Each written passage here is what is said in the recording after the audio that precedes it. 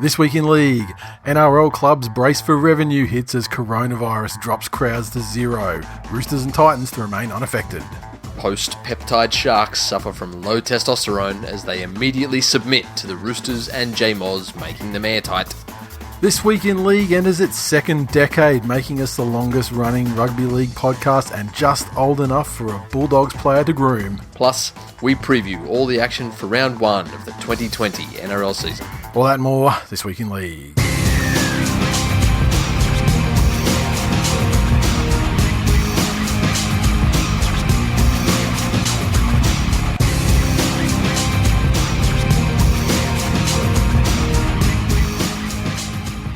Welcome to episode 341 of This Week in League. I'm Nate. And I'm Jay. For the uninitiated, it's the return of the longest running, not the first, but the longest running rugby league podcast in the history of the fucking world. And just two guys shooting the shit about footy and keeping it real for people. Yes, and without being stuck up cunts about it. As fair to say, as social icon Ice-T said today, it was very good. You know, he was brought up by OGs. Kids these days brought up by IGs. Yeah, exactly. Understand. Well, IG, he was raised by an OG. Yeah, kids are raised by IG. Yes, and so he understands. That's it. So, off-season's done. We put in hard yards. Not really. Trained the house down. I tell you, yeah. It's been a mad scramble to get everything ready, up and running this year for the show. We got some new things in the pipeline. A couple of you sneaky little bastards have already figured it out and like gone through the back door of the site and figured it out and signed up for which we're extremely grateful. And so shout out to the 2020 members who got on board before it was even fucking announced. And what the fuck are you doing with your lives? That you have time to trawl for fucking Easter eggs on the website of the podcast. That's yeah, because I mean it was active and it was enabled on the website. I just hadn't said anything because I was, this is about, I saw orders start to come in around, sort of 8 p.m. and we were scheduled to sort of start recording around 8:39. So I'm like, right, it's going to be enabled, it's going to be up there, and then during the course of the show we're going to talk about it, and then that way, because it's already up and enabled, then when people hear on the show they can go boom and it's going to be there and they don't have to wait or anything like that. So as it turns out, it's working fine. We've got a couple of members signed up already this year, or half a dozen. So it seems to me, and albeit a very small sample size, that there are some pathetic piece of shit Dragons fans that are already looking for something positive to support in 2020.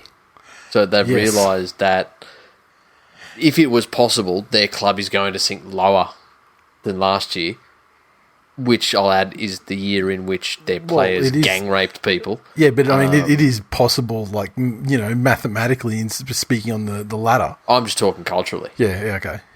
Just the general vibe. So now I get why they're out desperately searching for some fucking beacon of hope in their life. I want to move on from this subject because there's something regarding the membership this year, and I don't want to accidentally spill it because you're fucking walking a close line. Okay, we'll say that to the end. Yes. Well, no, we will not. We will not be mentioning that thing. No, we won't mention it. It's a secret thing. Yeah, we'll talk about it. Yes. Not mentioning it. Yeah. Okay. We've got a whole. There's a whole mess of news and off season, all that sort of stuff to go through. So, how was your off season? Yes. I guess it existed.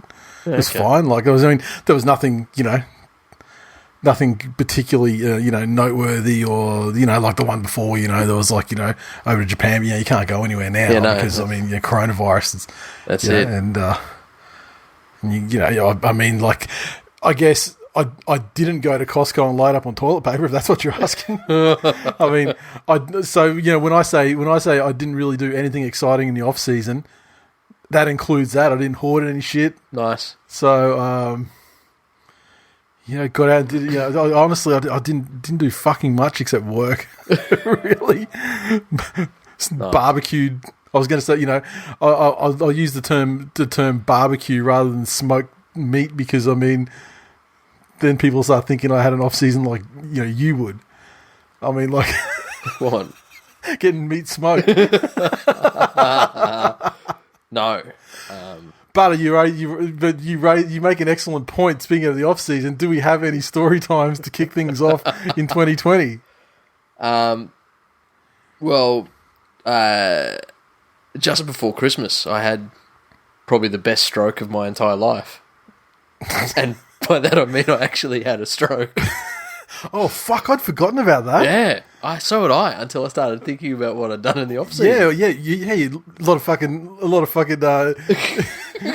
MRIs and shit. Yeah, no, okay, so all jokes aside, though. It wasn't an actual stroke, and I don't mean to make light of strokes, because they're very serious and, yada, yada, yada. I had what's called a TIA, which is a transient ischemic attack, which is the same thing. It's a blockage of blood to your brain, or oxygen to your brain, without any lasting damage. Okay. Well, I guess we'll be the judge of that over the course of the year.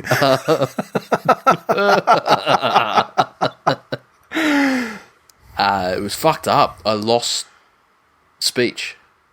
And where were you at the time? I was at home. Yeah, so luckily, you weren't like driving down the fucking freeway or something, which is great. Oh, here's the thing though. My motor skills never went. Okay. So if I was, I reckon I could have safely gone, okay, something's at least got over to a lane and that's it. The really fucked up thing was when I knew something was up and I dialed the ambulance and the ambo's gone, okay, what's your phone number? And I'm giving my phone number. Well, then I realised that I'm just saying numbers. I wasn't giving him my phone number. So you thought in your brain is saying I'm putting the correct numbers out. Yeah, and I'm just saying numbers. Yeah. How do you negotiate that? Yeah, and that was when it got really scared. Like the anxiety fucking peaked then. Yeah. But thank you to. Obviously, you're alive. I'm alive, and pending. At the moment. No, Liam Fulton, Stepdad stories.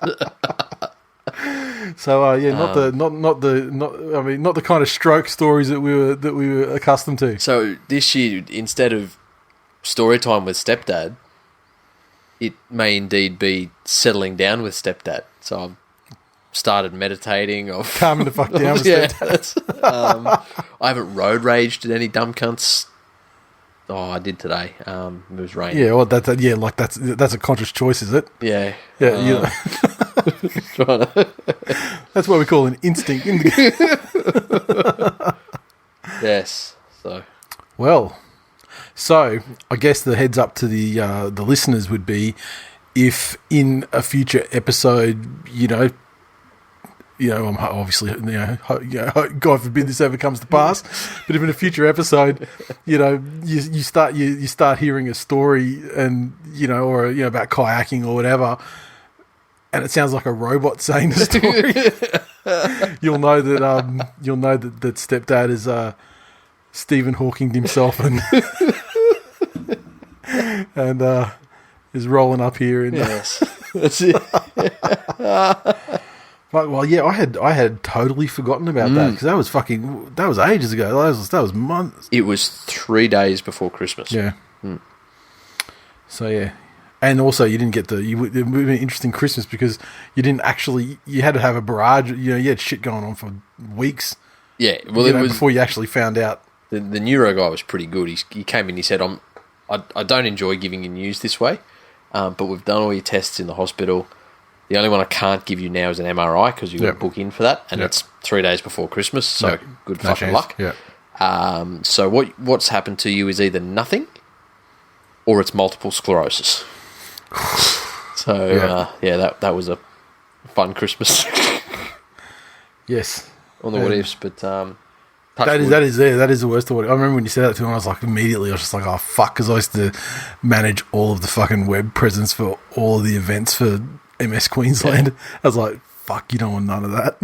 Well, look, and I understand for yourself. Can you imagine getting through those opening 3 lines with me fucking stuttering the whole... We have enough trouble getting through them completely sober and, otherwise with all faculties intact. Yes, sir. Yes. So yeah, that's an interesting off-season. I honestly can't I couldn't tell you what I did last week. Maybe I had an actual stroke. And I'm just not remembering. Well, but if I had a stroke, I stroked myself into fucking memento level because I was going to say, I just start getting tattoos. Show me your back. We'll see what's on. Don't trust Stepdad. What's that one all about? Yes, but start off with a stroke, and the off season finished with my boy enrolling in the under sixes down at the Pine Central Hornets. Pine Central. So we'll be running out for the Pine Central Hornets. And obviously, there's not a lot of there's reward for multiple passes in a play leading to a try and things like that. But there's no real positional. It's really the only position they sort of play is you're either playing in the clump, or you're like a satellite player that stands outside the clump and tries to run around all of it. If anyone's ever done anything with under sixes, under sevens, what is fucking incredible is how quickly the kids learn to count to 2 and to position themselves 2 out from the dummy half. Because the rule is there must be 2 passes. So the dummy half has to pass. So it's got to go 1, 2, and then they can. Then they generally try and run around the clump, right? And that's it. Yeah. So it is play the ball. Dummy half passes. And that half passes, run around everybody. That style of play, I swear, has not fucking changed since I was playing under sixes. That's it. So it's just a great and so you get the situation where in the under sixes, it's the little fast kids are fucking stars. Yes. And then as they get older, a little bit older, and they spread out, it's the big kids who can just trample through, That's it. But so I guess we'll find out where his position settles into. Well, he's not going to be a prop. No, he's not. He's never going to be a prop. I'm a little bit worried he'll be a Mitchell Moses. He is a lippy little cunt, even at that age. I don't mean like a specialist half that's, a mouth.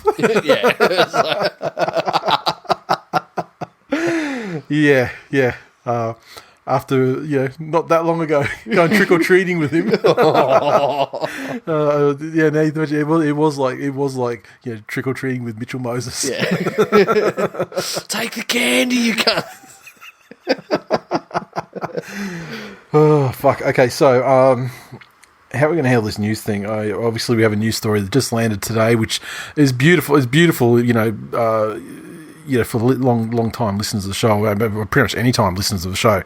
It always seems to be just one of these true facts of physics or whatever force drives it, that doesn't matter which day we're recording. We might be doing a late one and it might be on Wednesday one day. Well, for some fucking reason, we have to do Thursday morning because no matter when it is, like clockwork, an hour or 2 before we go to record, a piece of news will break. Yes. And it's like the biggest one that week. I'm actually starting to consider that we may actually be the rugby league messiahs. Somehow, that's going pretty far, isn't it? I wouldn't. Well, that's my philosophy for 2020. If you're going to go far. So this is you're obviously your brush with fratatarism has imbued you with this new fucking deep-seated spiritualism. My recovery was pretty much a miracle, and so I believe that I have risen from the dead. Which I'm sure that the kayaking girl would be interested in hearing.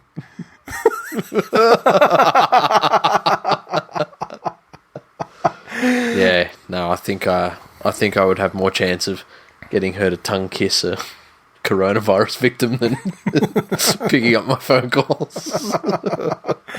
Okay, so we had a story come out today. We may as well hit that first. Let me just bring it up. So, fucking clock. Just unbelievable. So it started out that there was Corey Harawira-Naera. Team list Tuesday, so the team list is coming out, and the Bulldogs have dropped their best player and their most marketable player, and Jamal Idris too. Yeah, and they'd been suspended. There wasn't really any indication that they weren't suspended. They'd been stood down. Yeah, which is club speak. So that is the club's done this, not anyone else. And so Yeah. that can be for a whole bunch of different reasons. It could be for...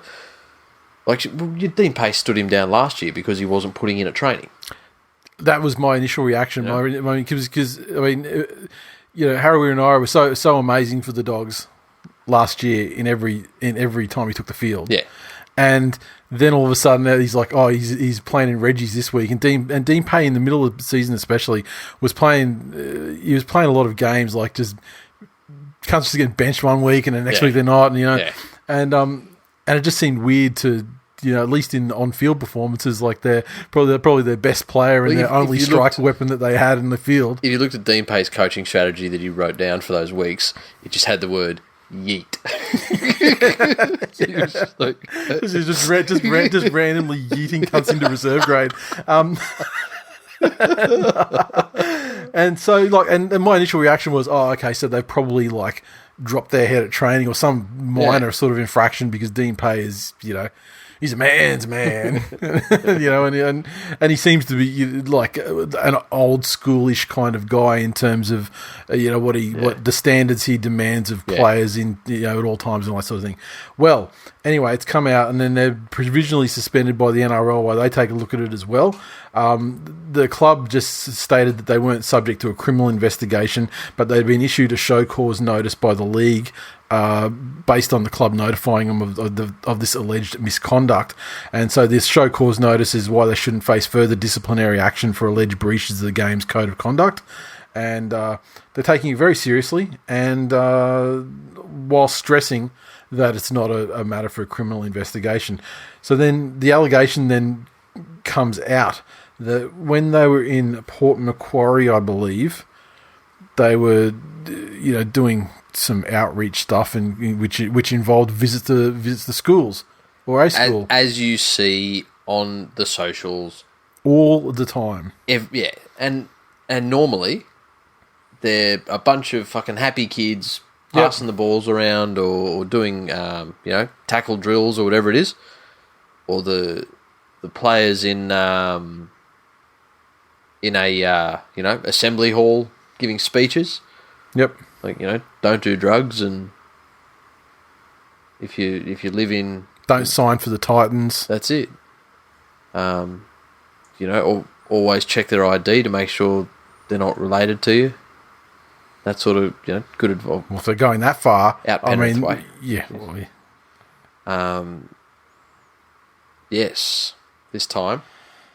Well, this time, allegedly, the two players, Ockenbaugh and Haranara, had entertained some young ladies at the team hotel at some point after, this school visit. Mm-hmm. Now the thing is, the girls had been met at the school. They were school children. I believe that they were of age, which is why we're not looking at a subject to criminal investigation thing. Now, here's the thing, though.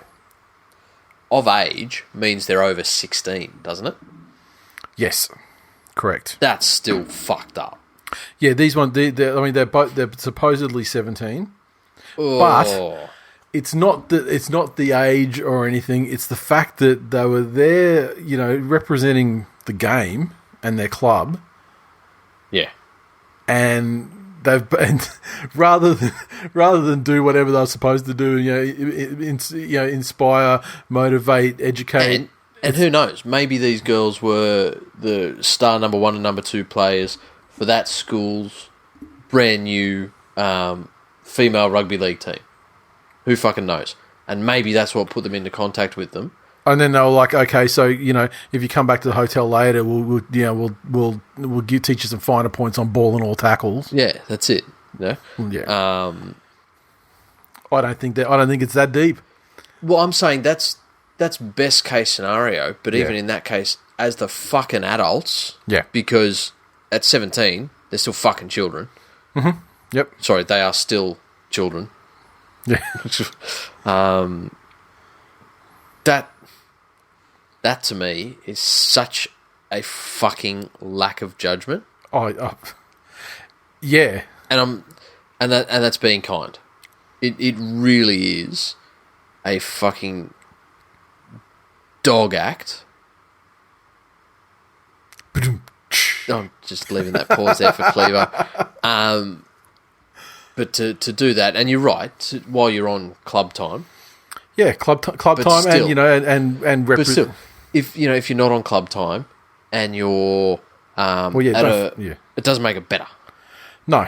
Yeah? No, but it does. But I feel like it does make it worse when like you're there in the capacity of like an ambassadorial sort of situation Correct. for the club. Oh and the yeah, game. 100%. And rather than teaching little kids to throw a fucking pass or you run them through some footwork drills or whatever you do, you're grooming them for the dick, allegedly. Allegedly. Fuck, we're going to be saying that a lot this year. No. You see, I mean, like, here's an interesting one. Yep. Now, there's always going to be that innocent until proven guilty camp. Mm-hmm. And then there is always going to be that thing of, there's no legal issue here, so over 16 is consenting, and so there's no legal issue there. Can the game rub them out? I would, if it comes out that it's true, I would fucking love for the NRL to come out, and just say, you know what, we really don't care, but we think fucking 16-year-olds, 17-year-olds. There must be like I would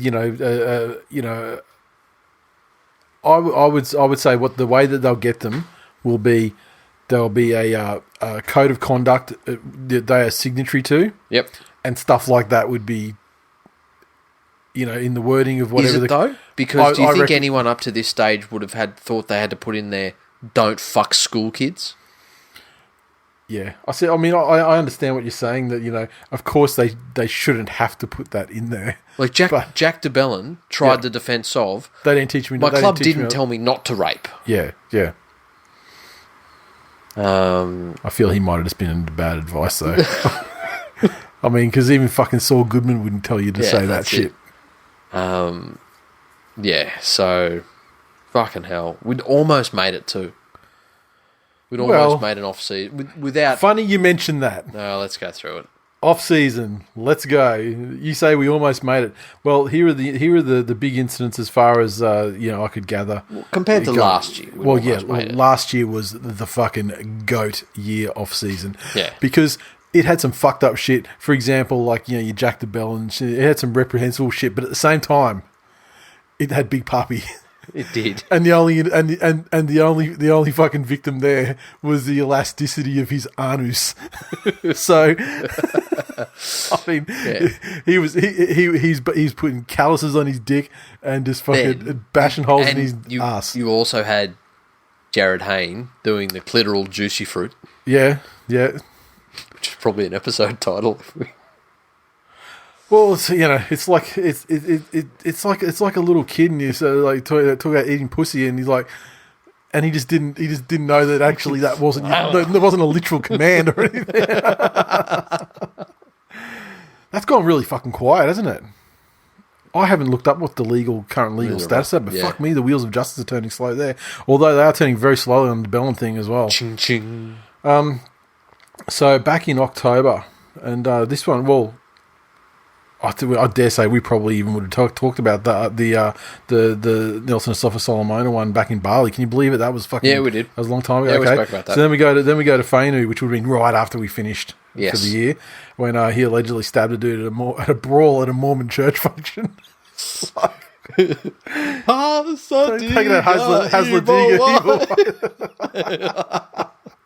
and he's pled not guilty to it. I have a feeling it's going to come down to like a he said versus this other guy said or whatever. But apparently it's going to come down to a he said versus 30 people saw him do it. So yeah, but in situations where there's like a famous person, people's memories still tend to get very fucking foggy.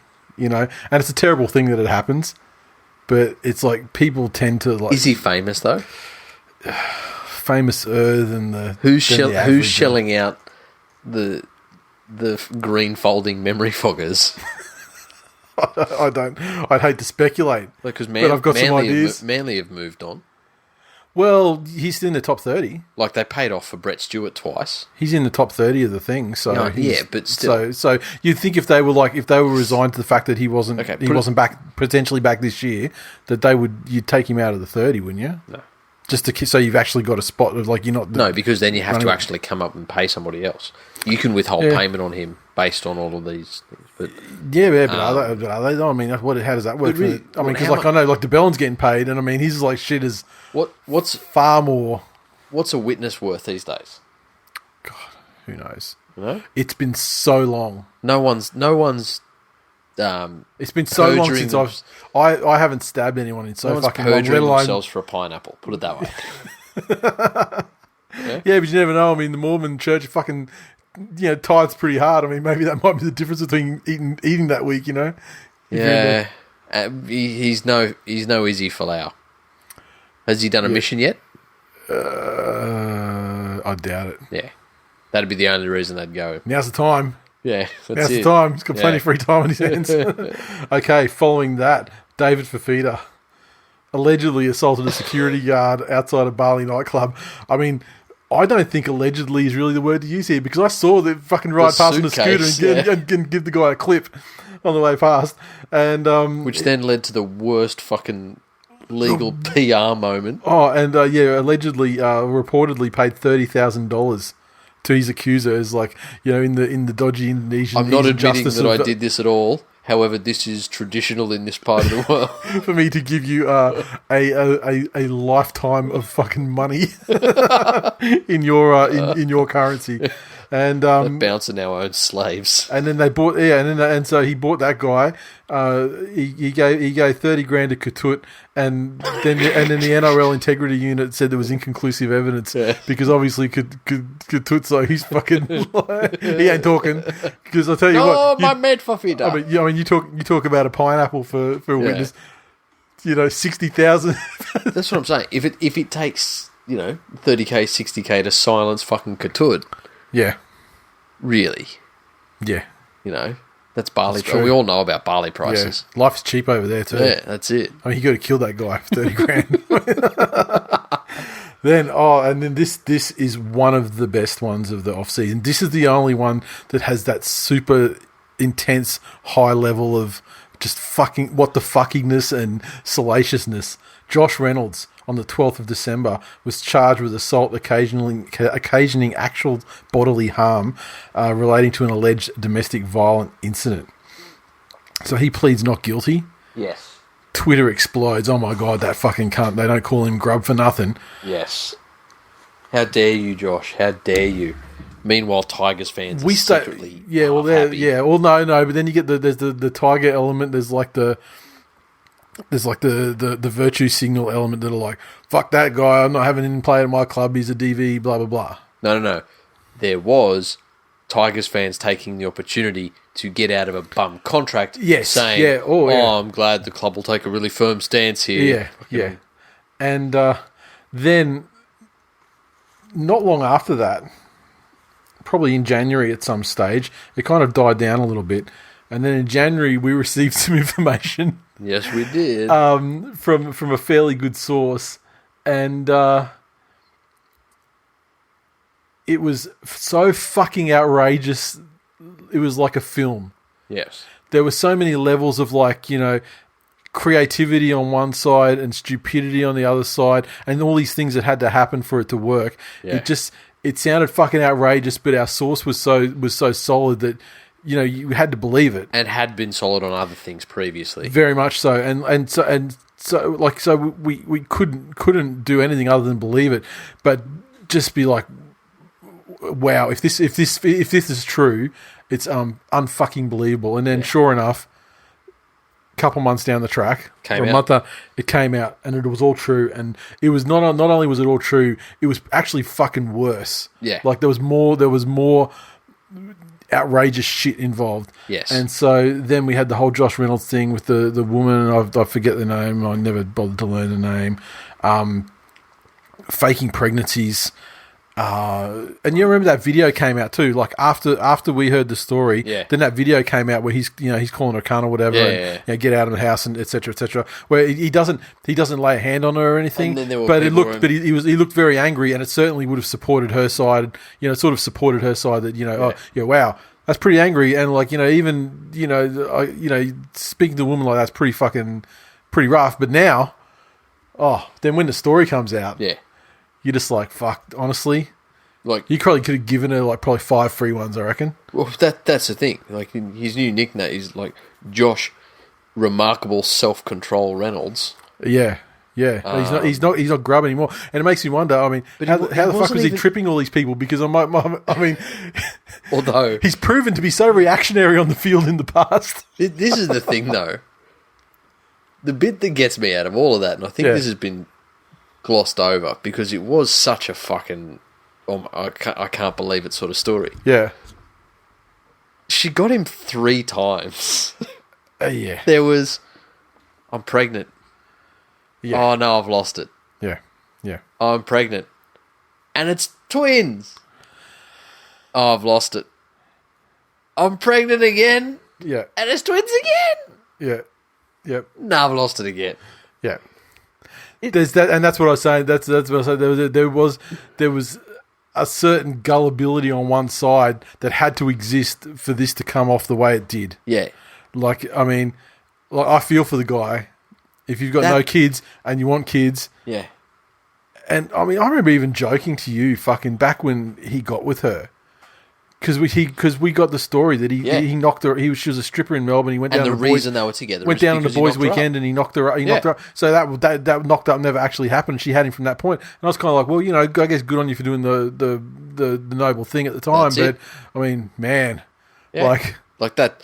You want to know someone and live with them for a while. And yes. Blah, blah, blah, blah. Yeah. So he's obviously he's either too pure and like wanting kids so much that he's prepared to.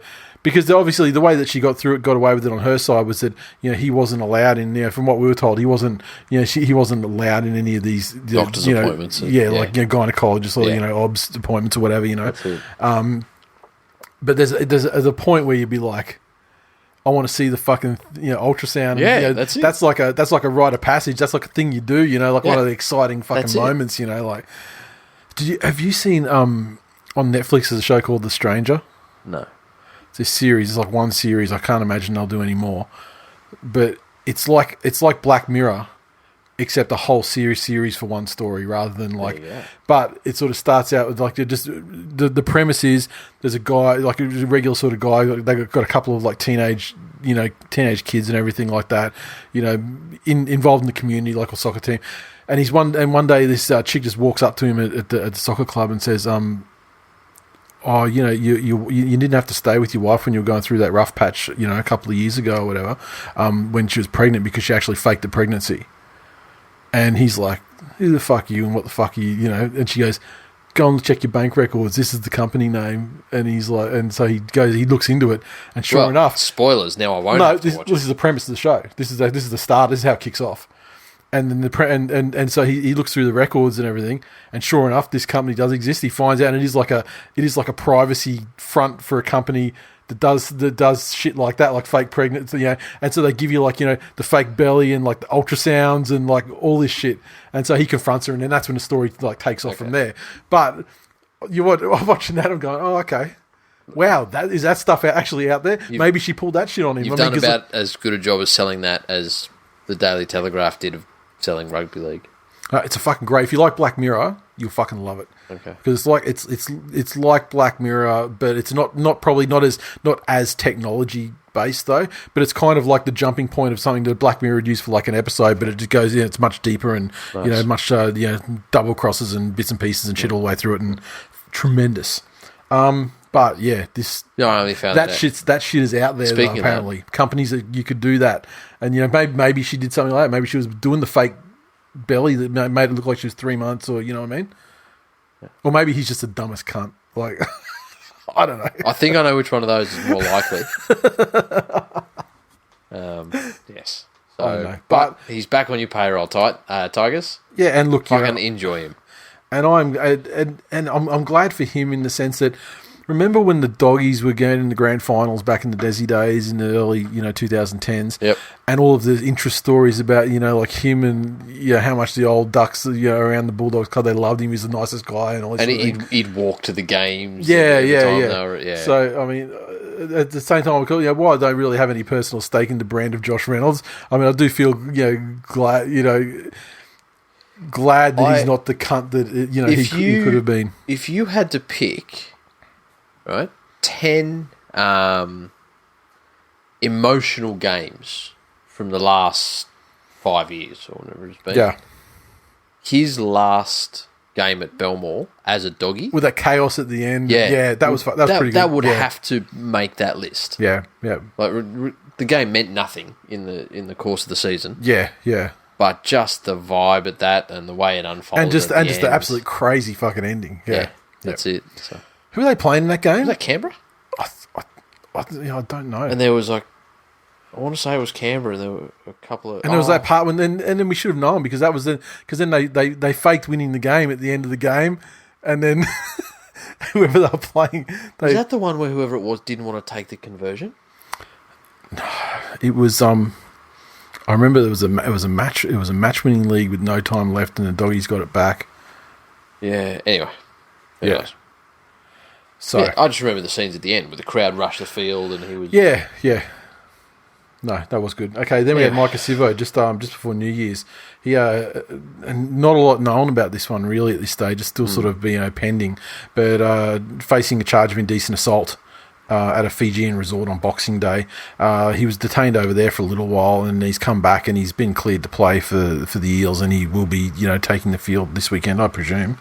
Which is interesting. I do wonder, and I haven't looked into it, if the NRL, with their no-fault stand-down policy... Yep. Because it's, what is it, 11 years? If the max sentence is 11 years or more? Yeah, or was it 10? But 10, whatever it is. Something like that, yeah. I wonder if they took into account international incidents. And whether it's... And an incident that, comparatively speaking in Australia would be worth... So would the same charge, because that's... But in that other country it was only... 5 years. 5 or something, yeah. Yeah. I don't know. But I mean, that's all still pending, so it's kind of strange, but yeah. But then again, you've got these ones here with Curtis Scott and stuff as well. And I mean... That's just standard... dumb cunt behaviour. Yeah, but fucking assaulting cops and stuff gives you get hefty. Yeah, true. So actually, as I don't know what it is off the top of my head, but I remember reading at the time that there was conjecture that he would be subject to the no fault thing because of the potential penalty, because it was doing stuff to coppers. Anyway, we got Joe Offengawe on Australia Day. He was reported to be charged with being in control of a vehicle while under the influence of alcohol after being found sleeping in the car. So he's since, he got a couple for that, on the club side of things. Yep. And that one I think is pretty much agreed. It's a shitty, well, what are you going to do? If you're drunk, you choose to not drive home and sleep it off in your car and you still get charged with... Yeah, but there are ways that you can do it and not be charged, though, right? Are there? It's there is like I wish I fucking had looked this up and knew, but I thought there was something like, for example, if the keys are in the ignition and you're in the driver's seat and you go to sleep, that's not enough to get off. But if the keys aren't in ignition and you're sleeping on the back seat, hang on, what time of year was this? It was Australia Day, January 26th. Fucking hot. If I sleep in my car, I'm putting the air conditioner on. Plus, yeah, I don't want to fucking... You're going to jail. Yeah, okay. You're going to jail. You either fucking get an Uber, which is, I mean... Yeah, true. I mean, speaking of... Why am I defending you, Offengawe? I know, speaking of memento tattoos, perhaps when you register yourself initially with the NRL, perhaps you get a tattoo on your fucking wrist that says... You have lots of money now, cunt. You can afford a $30 fucking surge rate, you dumb like, I mean, how many problems with these dumbasses would be solved? Yeah. Just if they fucking got downloaded the Uber app. I mean, it would cut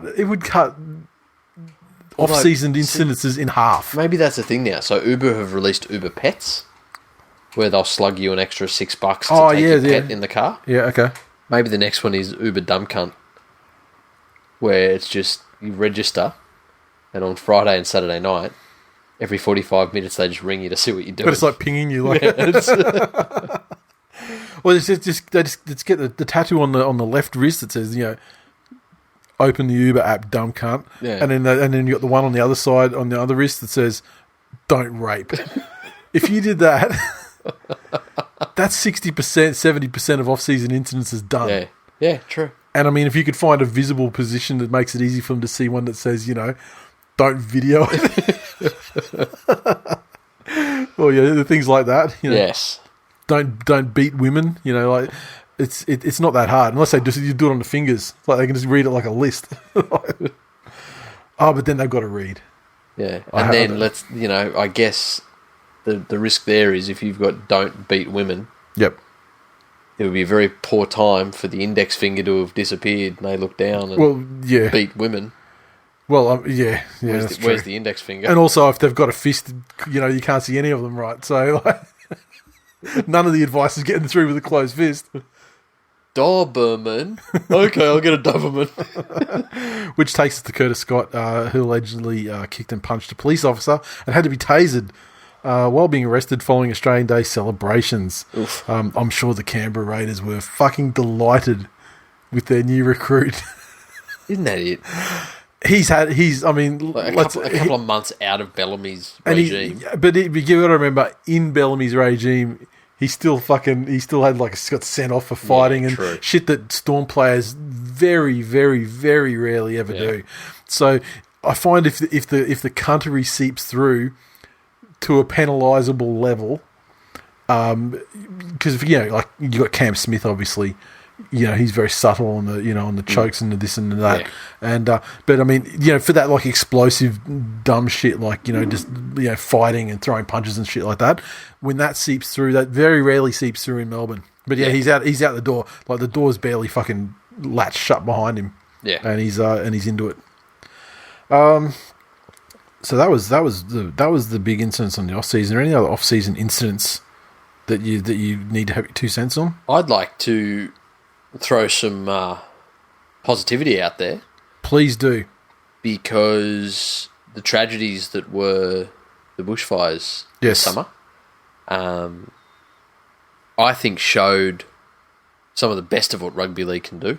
And by that I mean there was none of that Billy Slater-esque fucking photo opportunity. Look at what a good person I am. I'm here doing my bit. Yep.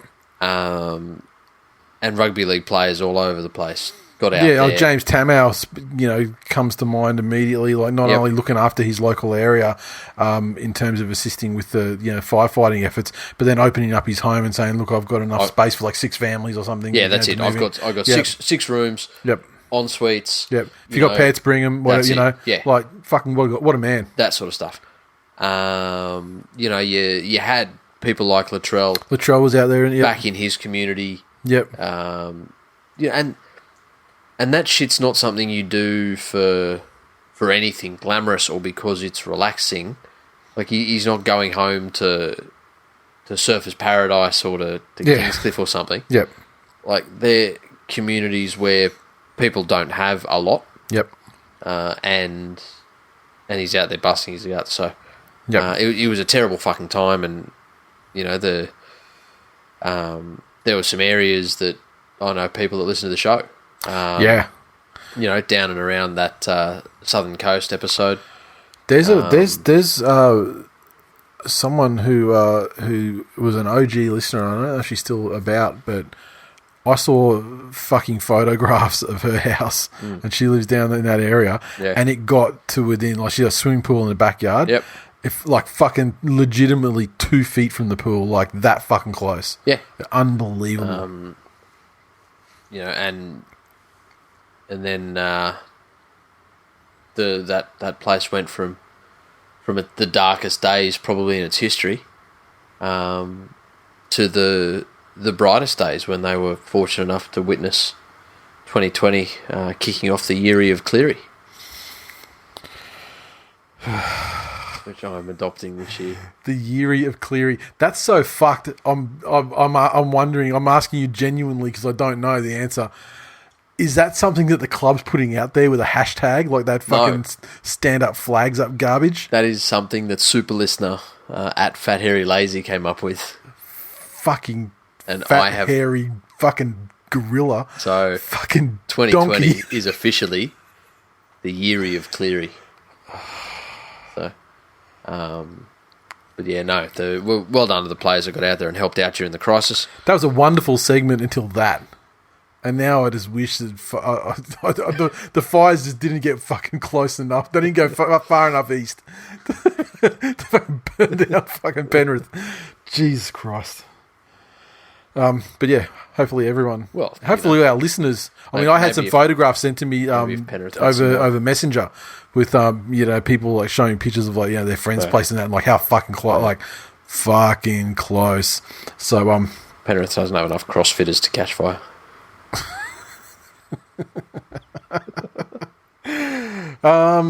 Look, something else positive. Let's bring up something else positive. The NRL ad. I thought the NRL ad was fucking great. There was a lot of Fox and News Limited outrage over the ad, but the first thing that I would say, like I have no problem with the fucking ad at all. For me, like creatively speaking, the only part of it that I didn't think really worked, and it's not from like an outrage perspective. I just think dropping off that chorus to the girl singing it at that point, maybe do that at the end, because it's sort of building up and then it just drops out to like maybe have her finish it. Like it just be a matter of like shuffling it around a bit. But I mean, it's just hilarious, and I think it's a master troll job by the NRL to give these fucking boomers what they've asked for the last fucking however long since social media has really peaked, certainly the last sort of 5 or 6 years. Simply the best, stop this fucking, we don't want that, Macklemore's and fucking all this shit. Nothing's been as good as fucking Simply the Best, so they give it to them. Yeah, that's it. They bring it back. That's it. And then they throw in all this inclusive stuff that would just grind their fucking gears. How long has it been, though, that the promos for the NRL included, like, Billy Idol on the hovercraft or fucking Bon Jovi or whatever? Why is it a problem now that Macklemore's, like, he was grand final entertainment? Yeah. Why is it okay when it was fucking, because, Billy Idol or... Because when he did it, he did the fucking song, I can't remember what it's called, but he did that song about... If you want a sword fight, then it's okay to sword fight. Yeah. I mean, exactly. It was all under the banner of the segment of the ad where they were like, going with the inclusiveness and everything. Yeah. And the thing that people don't, that I haven't seen really mentioned, it certainly in the media, dissections of this ad. The ad is to promote the game. It's marketing to promote the game, and the objective of marketing is to fucking push the promotion and yourself into areas to attract new customers that you don't already have. No one who is against the ad can honestly say to me that if there were that they wouldn't be watching NRL if there were no ad telling them a fucking season was about to start. Yeah. They're not marketing to us. We're the converted. Yeah. We've been the converted for so fucking long. We're the dyed-in-the-wool supporters of the NRL. Yep. The ad's not for us. No. The ad is for people like the mothers. Yep. Who are worried about putting their kids into the game. And you know what? They highlighted the women's game that's developing over the last couple of years and is starting to get to a really good place. Like, drives me fucking crazy. Yeah. Drives me crazy that people will be outraged about something so fucking innocuous. But especially when, and this is how stupid it is, right? How many teams are there in rugby league? Yeah. In the NRL. Not in the NRL. Well, there's 16 teams. Yeah.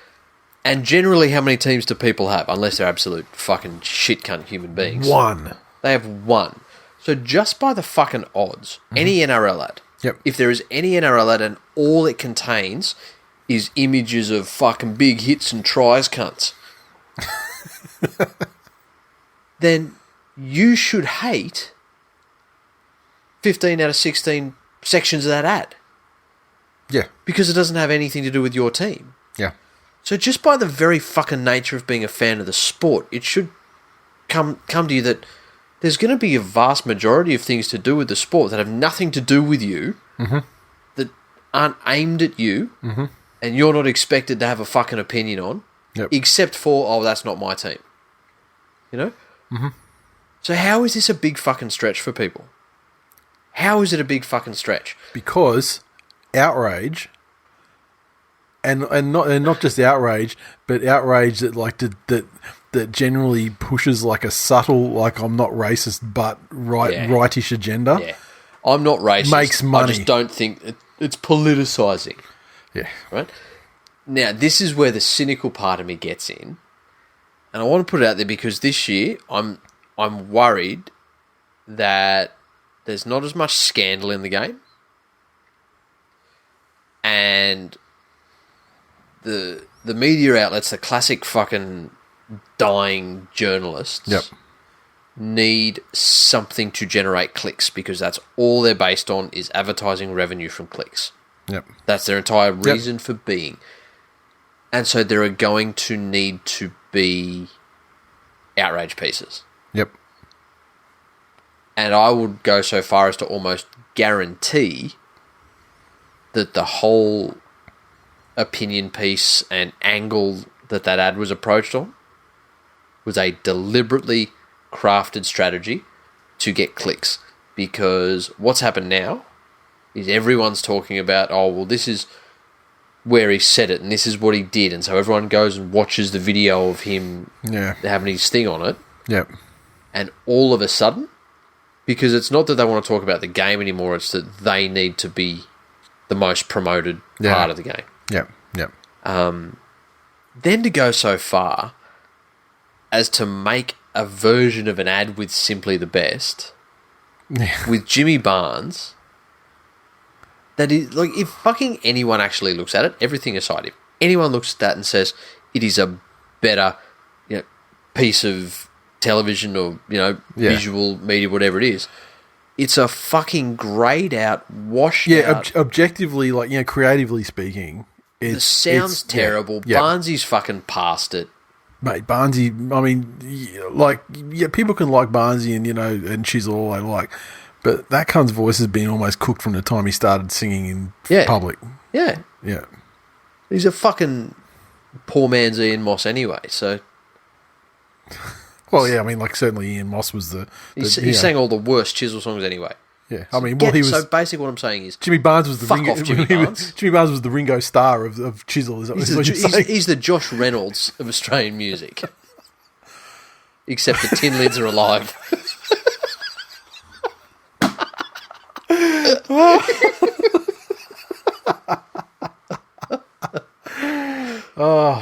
It reminds me of that time when we actually took a line at the start of the show and we actually took it out. Yes. And then it turned out that the whole premise of the line was a fucking lie from some cooked fucking cooked fucking grifting fucking catfish. So I suggest that, as fucking gross as this is, this is only the beginning of a season of outrage, where these guys have figured out that the formula is to appeal to years gone by, back in my day, the game, love the game, so... And the thing that is so fucking disheartening about all of that is, I hope you're wrong, but the thing that's so disheartening Don't worry about that. the thing that's so disheartening about it is that the fact that there's so much fucking support for that brand of fucking rhetoric. Yeah. When I wouldn't advise anyone do it, but when you see the comments and all that sort of stuff, there's so many fucking people who actually think that way. This is the thing. Anyone I've seen with half a fucking brain, and there were some people that I had considered having half or more of a fucking brain, took the standpoint of, hang on, why do we need an Indigenous flag in the thing? And they came to it from a place of just make it about footy. Yep. All of those issues, I don't like them. They make my head hurt. I got to think too hard about it. Just make this about footy. But then I actually saw them engage in discourse where people explained to them. Yeah. Like, fucking hang on. To you that grew up like this, and this, of course it's not important. Yep. But to him, who grew up this, and this, it's extremely important. Yep. It's why the Indigenous versus Maori All-Star game is such a fucking great concept. Yep. Because, let's be frank, the what do they call them? World All-Stars or whatever? Yeah, and it's not and it's not even the World All-Stars. It's like the fourth string cunts that can be bothered playing. Yeah. Who aren't injured or can be bothered, That's it. But just purely based on the fact of what those Indigenous and Maori players could do for young children. Yep. From both Indigenous cultures. Yep. That far outweighs anything that the fucking World All-Stars were out there doing or feeling or... Yeah. Well, nothing. I mean, they weren't, it wasn't...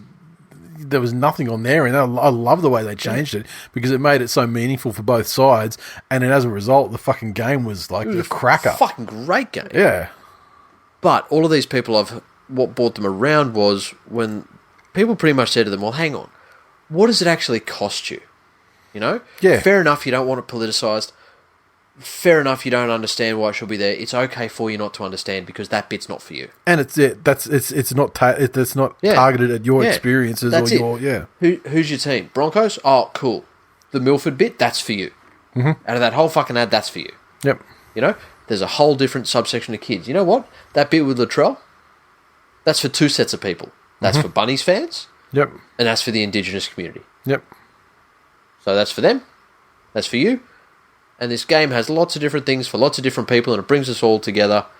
And when they get into fucking discourse, people go, oh, yeah, okay. Yeah, the only problem is, I mean, generally when things are kicked off from like an outrage merchant point of view, everyone's just fucking yelling at each other. Yeah, exactly. Everyone's yelling. You don't actually get that. And like, honestly, like to see like a level of, I don't know, like discussion where, people are like trying to, calmly explain alternate viewpoints to people on social media is such a fucking unicorn of a concept. But that's why TWIL Nation is the best nation. Yes. What else have I got here on this list leading up to the season? Coronavirus and the possibility... Fucking hope Jimmy Barnes gets coronavirus. Well, I mean, he sounds like he's got a pretty sore throat. Yeah. Have they tested him yet? That's it. And the possibility of empty stadiums for games. Yes. So this is... I actually saw that there was a potential of... Well, I know they've suspended the Serie A soccer in Italy, and Italy's obviously one of the hotter places, when it comes to the coronavirus. Yes. Talk that the EPL possibly could be. What's EPL? The English Premier League. Okay.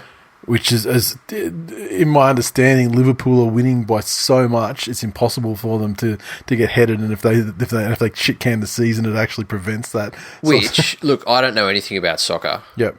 But anyone that wins anything this season, it is completely illegitimate because coronavirus has just fucking skewed everything in terms of, travel, crowd, preparation, everything. Yeah. So season's almost over. It doesn't count. Yeah. It's pretty much the Melbourne Storm if you win anything this season.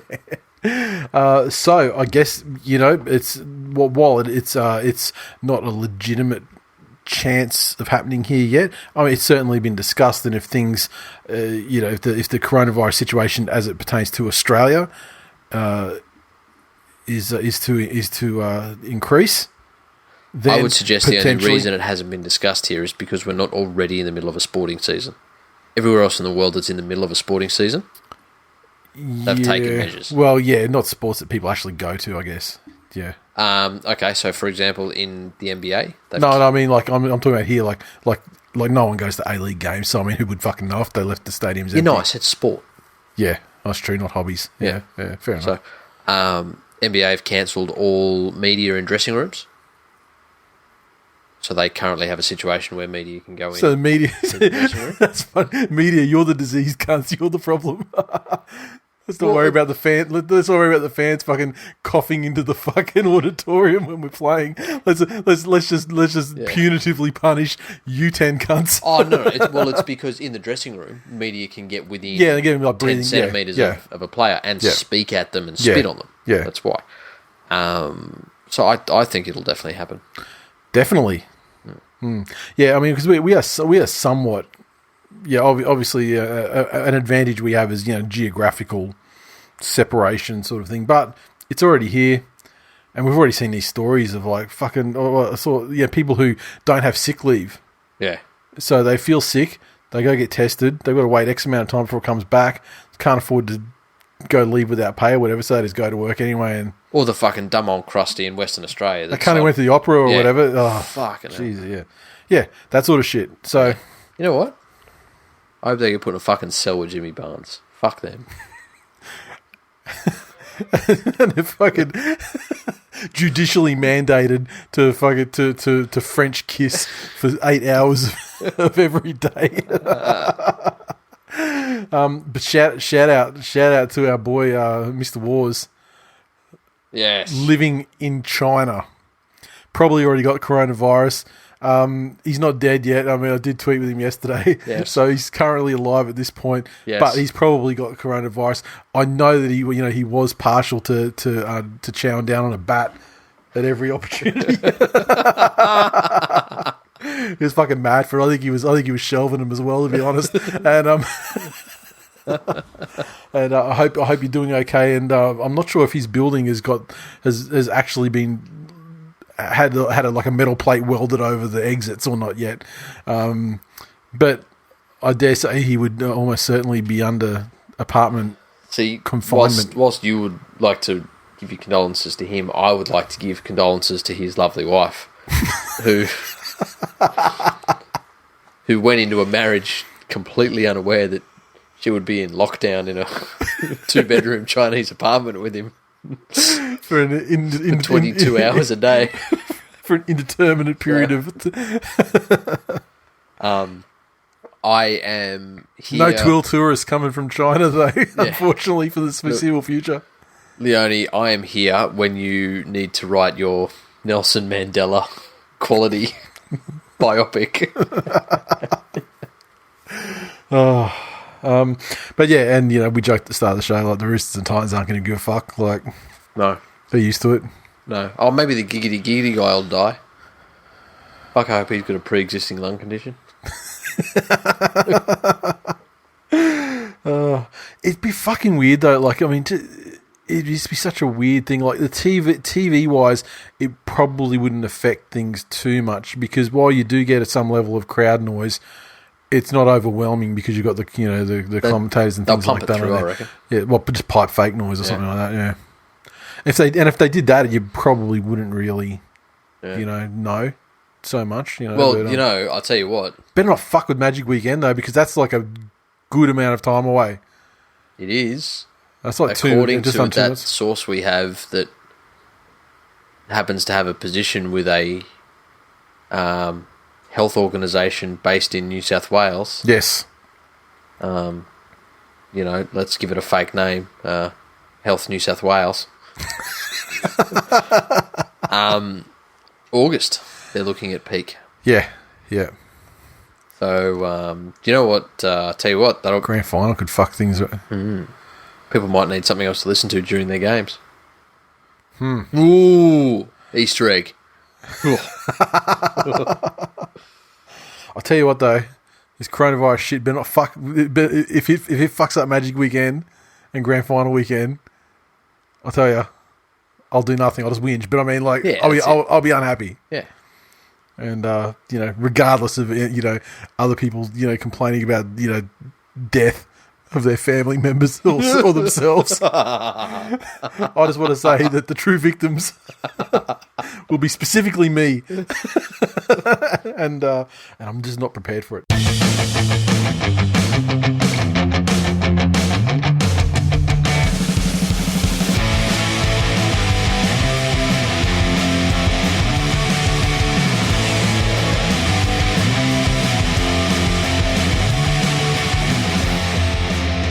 Okay, so next up, let's talk about season 2020. We're kicking off in just a mere couple of days, maybe even as short as one day by the time people are listening to this episode.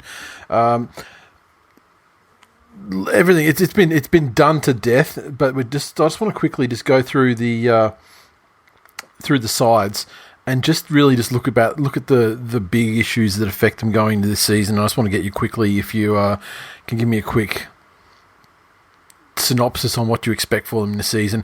I feel like doing the whole 1 through 16 numbered list is, no one ever gets it 100% right. No, but I think it's better just to speak about.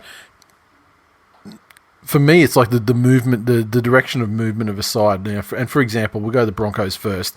Now, their star signing was Brodie Croft. Yes, and from the Storm, and I mean that's something that's been kind of bubbling for quite a while, and there was almost, I mean, it was touted as like a potential like sort of mid-year thing, or like they're talking about it fairly early in the piece last year, and through last season. They also got Jesse Arthurs from the Titans and Jordan Kahu in the return to sender from the the ill-fated stint at the Cowboys. Now they've lost a couple of players who didn't really see a lot of daylight in terms of like Fensom and Tagatese. Sigiaro was released after he was failed a drug test. We didn't even really get into that. When did that happen? The old I shared a blender with my flatmate and he's on the roids. I mean, fucking hell. Sigiaro, for an old man, he was fucking yoked. Yeah. Like, for an NRL player, his physique was not that of an NRL player. I mean, he was fucking yoked. And Matt Gillett, obviously the biggest name retirement, I guess, for them. Yep. Shibasaki went to the Knights, where he's starring in the preseason anyway. So it looks like he might realise his full potential down there in Newcastle. But so you look at the Broncos, and for an example of the concept, they haven't. I mean, Jack Bird's almost like a new buy for them, because I mean they haven't had him. They didn't have him since like about May last year or whatever. So if he's back and fit and off the Mickey D's, then he'll be rejuvenated. It's almost like a new buy for them. Yep. But honestly, they're a side that needed an influx. Yeah, and this is the thing. Of new blood. The Broncos last year won a lot of games just based off their forward pack. Their forward pack got them through a couple of games that they shouldn't have realistically won. Yep. What they lacked was probably a little bit of strike power out wide. Oates is his reliable self, although he seems to just be, what's the word? Maybe coasting a little bit more than he was in previous seasons. Obviously, with Durius at fullback, they lacked any sort of attacking spark. But it's just they had the platforms were being built by an excellent young forward pack, rolling down the field, but there was just an complete absence of creativity. And like, I know it wasn't all like self-inflicted. I mean, they had these brief splashes of success in there. With Turpin, when he'd sort of been there in 7, and then they had who the fuck is it, Dearden, that was the 7 to be, going forward. The heir apparent, and then he gets injured. And so there wasn't 100% self-inflicted, but there was this absolute lack of creativity in attack and defence. We didn't ever find out why Brodie Croft fell out of favour at Melbourne.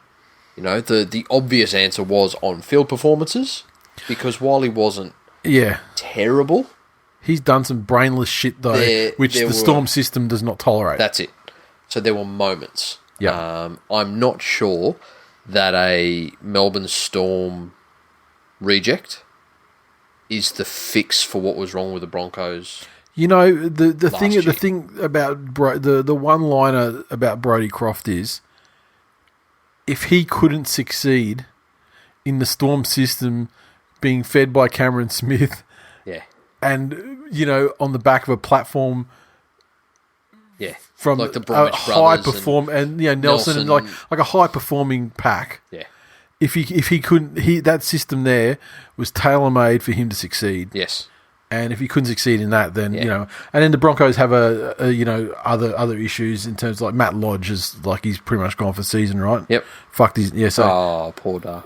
Yeah, I know, you hate to see it. And the one thing I think the Broncos lose is experience. if I was recruiting for the Broncos, and I'm not saying get this person specifically, but I would have been looking for a James Graham type. They don't have anyone that's an old head. Like Matt Gillett was the last one, and he was. Yeah, I'd almost. I mean, you got Alex Glenn in there, but I'd almost feel like you'd want someone that's like that, except for backs. For backs, that's what I'm saying. So not James Graham himself. Yeah. But that style of buy. Yeah, because I mean, let's face it, the Broncos have got some very experienced players in there, but are they experienced players that would get a position at any other club? Now, Darius Boyd, Andrew McCulloch's. Now, the question is, I don't want to go and trying to predict everything, but are there not 8 teams that are better than the Broncos this year? Look, I think that there's easily 6 teams that are better, and then there's a couple that are waiting to seize. I think the only way they make the 8 is if the Broncos at Suncorp thing is still as much of a thing. And it's a great thing. It's a great advantage to have. I mean, it's I wish my team had advantages like that. But at the end of the day, when you're a 1-team town, you've got a fantastic stadium and a fan base that remain a certain percentage of it remains. How loyal will they stay this year? Well, this thing, I mean, another bad year, like a worse year, like seeing some regression. Because even last year was a slight, we would have seen a slight regression. Yeah. And especially with the Brisbane Lions coming up too and, and performing pretty well. There's generally an inverse proportional sort of relationship to the way the fans ebb and flow between, with success and between the two sides. Look, if they become like a embarrassing meme team more so this year, then fucking wait and see what happens.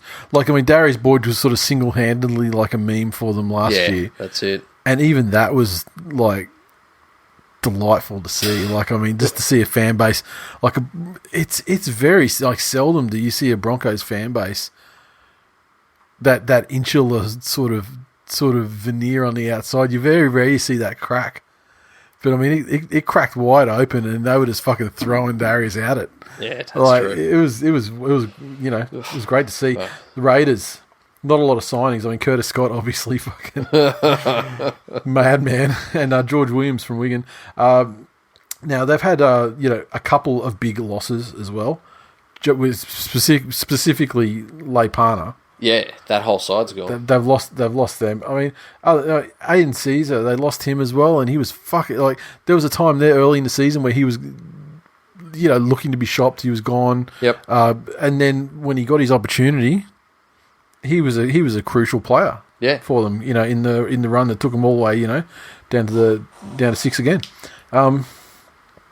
Otherwise, I mean, like the nucleus of that side is fucking fantastic, and you can't. Lots of the things that got them where they were last year are still there. And as great as Leipana were, they weren't as much a part of that season last year as they had been in years gone by. So, never good to lose to quality, especially athletes of that caliber.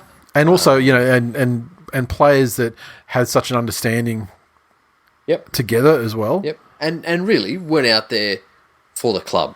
Like those guys, maybe as much as BJ still had a little bit of dickhead in him. Yep. They were club guys. So. Yep. Look, I mean, I don't expect Canberra to ascend to the heights like, i.e. the grand final like last year, but I think they've got a massively solid nucleus. They've kept the important pieces together in the middle and the spine, and I expect them to be there or thereabouts. I expect them to finish around a similar sort of place. See, going back to the Broncos, I expect them to drop on last year, and like they were extremely fortunate, I think, to it was a lot of it was just due to how fucked the Panthers were down the stretch. Yeah, true. That it was teams like the Panthers and the Knights imploding that actually allowed the Broncos to get in. Because remember, there was a period there where they were off points with the bye, and they were at times 3 points off. Yeah, so.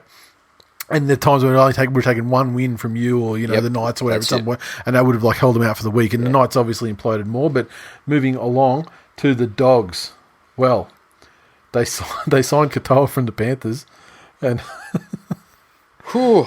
Dean Britton, Joe Simpson. Okay, so their losses are actually great. I mean, they've cut loose a lot of dead wood. Yep. Especially the some of these the Sharks imports from that last batch, like New Brown contract elsewhere. He's not that I'm aware of. And I'm not surprised. Look, I think the Doggies will probably be similar to last year. I don't feel like there's massive improvement in them. Foran's injured, he's gone, right? So, yep. And he was actually great when he was on the field for them. Like he was. I mean, he was never getting back to like that sort of 2011 to 2013 level, but he was great in limited via injury appearances for them. There's players there are players there that can take steps forward for the team, but then again, the trouble is they can also high school girls and now they won't play. Well, I would never have expected Harrier and Naira to take steps forward, because I mean I feel like he was almost their most consistent and best player across the. DWZ was an excellent acquisition. Yeah, and he certainly found. But they also only saw positive upbeat. I'm excited to be here, DWZ. Yeah. So what's it going to take to bring out the sulking? It's not even the sulking. I'm tired of these rat bags. When there's nothing, he strikes me as a player that needs something to get him up. Yeah, okay. He most definitely needs something in front of him to G him up for his best performances. Okay. And going to a new club and proving himself and doing all that stuff, that was what it took last year. Yep. When he gets into the week-to-week grind for the Doggies, there might be a few less happy moments. Yeah, I feel the Dogs are a bit about the same. This is the thing, though. I look at the Dogs and I'm like, oh, yeah, what do you need to fix here? What do you need to fix? Okay, yeah, Jeremy Marshall King at 9. Yep. And that's as simple as, well, okay, he didn't work in the halves, we're going to throw him in at hooker. So he didn't have a purpose-made hooker. What's your solution to that? To go and buy the biggest fucking handbrake that the position of hooker's ever known? Sione Katoa. I thought that was for a second. I was like, Robbie Farah didn't retire. No. Yeah. I expect a similar season than last year. The Dogs will do fuck all, and then when the actual business part of the season is done at the end and decided, they'll beat a couple of teams that they can ambush. Yeah, and go to Mad Monday with a good vibe, a winning vibe. Yeah. Spot on. Sharks. Okay, so new signings, Connor Tracy. What else you got there? Ramian back from the Knights after an unhappy time and a subsequent release over there. Their losses. Fecky, Brayley to the Knights. Flano Jr. to the Roosters. The retirement of Gallen, Matt Pryor gone, and Capewell gone down to the Panthers. They've lost a bit. They have? They still had a lot of guys that came on last year that were fucking great. Yes. And so I feel like those guys can pick up some slack. Then how much credence do you give to all of the rumours out there that the entire team's unhappy and no one wants to be there? Bronson Cherry wants out. Honestly, if J-Moz wants out. Well, he's got out, hasn't he? So he's out. Yeah. Oh well, this is the thing. If Cherry wants out, then fucking there's the door. Unhappy players and like cancerous, shit like that. Oh yeah, 100%.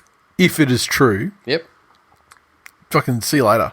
Yeah. And like they've obviously, come to that, a place where they feel good about doing that with J-Moz after him sooking about it, and making it a public, issue. Yep. And Sharks I feel like the Sharks I think the Sharks will be, I'm going to say this slightly, a slight improvement in them. They made the finals, flogged in the first round, never forget. Yeah.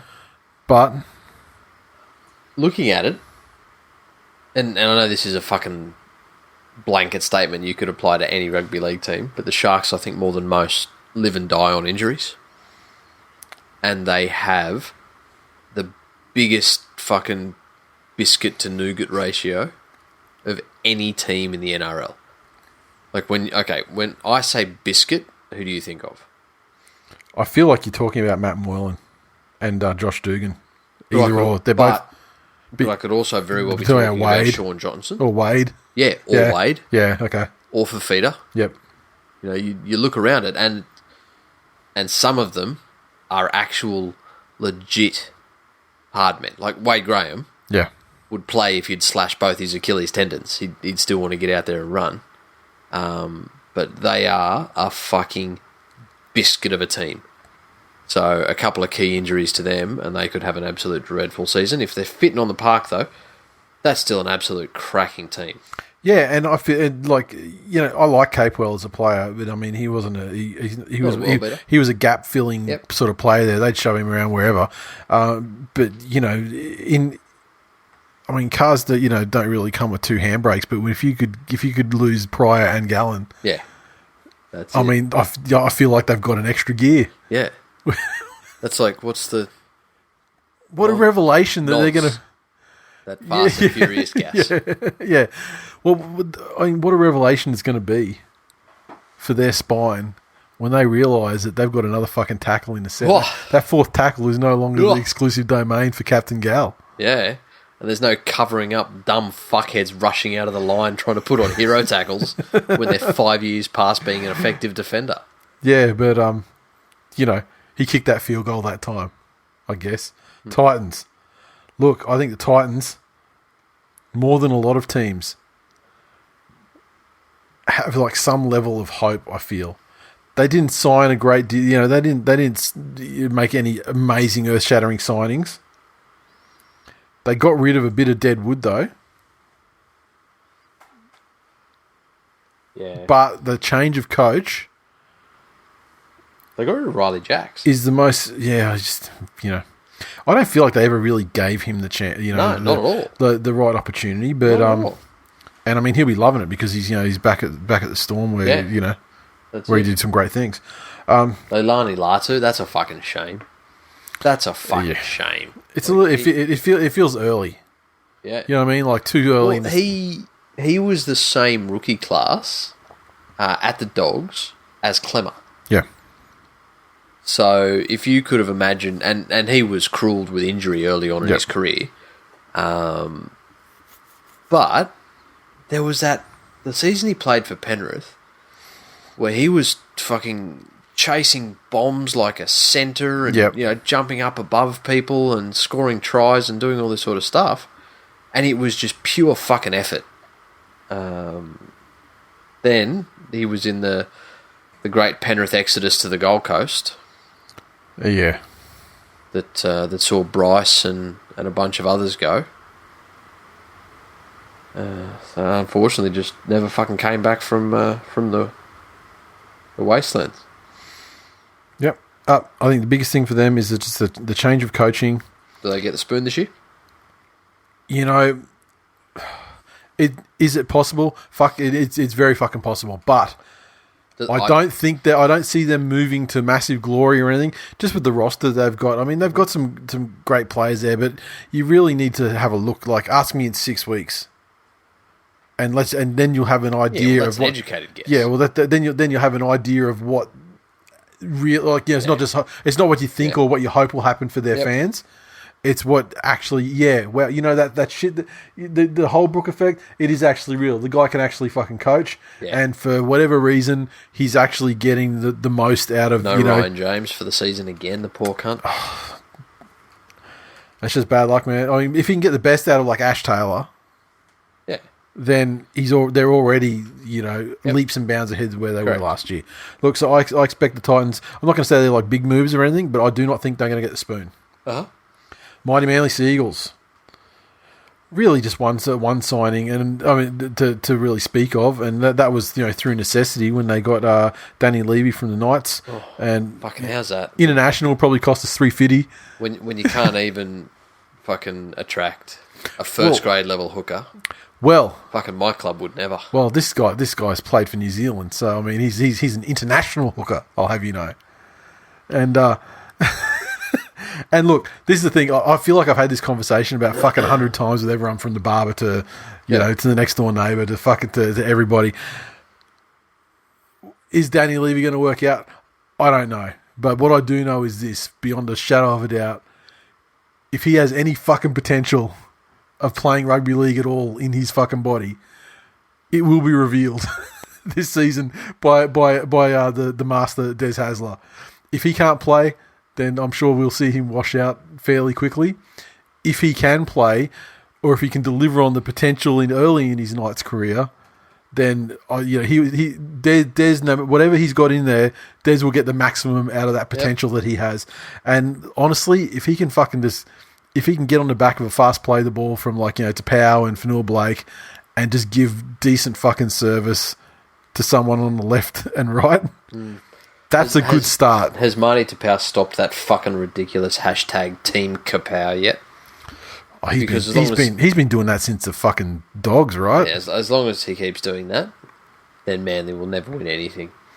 Yeah, I don't know. I mean, realistically, your club already has Tony Abbott and George Pell as its number 1 and number 2 season ticket holders. Do you mean bushfire hero Tony Abbott? Yes, that one.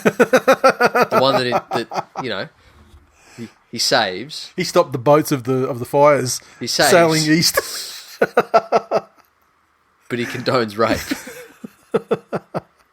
Yeah, because I'm sure George Pell. I don't think he saves more than he condones. I'm sure that George Pell is a Dragons fan. No. Tony Abbott's a George Pell fan. Don't get me wrong, but I think George Pell's a Dragons fan. Well, who's more rapey? He's a Graham Langlands fan. The rapist or the rapist who rapes him?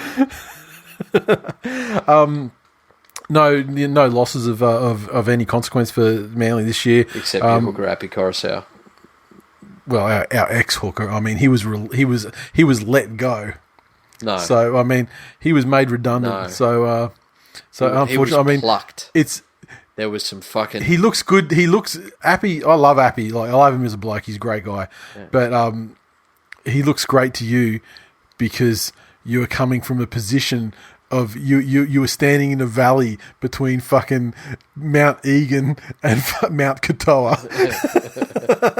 And obviously, when you're looking across at Coruscant Meadow, it's a great fucking view from those two places. You can't wait to get away from them. Appy I hope he fucking kills it for you. Appy wanted 2 tickets for the Yeary of Cleary, and he's got fucking front row seats. Tell you what, you can't joke about that sort of shit. That's like that is like the worst. It's fucking driving me so crazy already. Yeah, I know. And it's like, and it's not like it's not making me angry. It's just making me sad. Yep. I'm just like, the fucking effects of the stroke are making themselves more apparent with each passing minute. It's my job, yes, to draw that emotion out of you and see where we can take it through the course of a season. At the moment. Will you become teary at the Yeary of Cleary? Jesus Christ. Will you end up cheery at the Yeary of Cleary? Look, if the Yeary of Cleary ends like anything like 2019, I dare say I will be cheery at the end of the second Yeary of Weary Cleary. Will Ivan be weary at the end of the year of the Teary Cleary? In a Yeary of Cleary. Will we make the finals? Yeary. Neary. My post-coronavirus voice. I was just say you got bat flu. Look, my definitive statement in the early preseason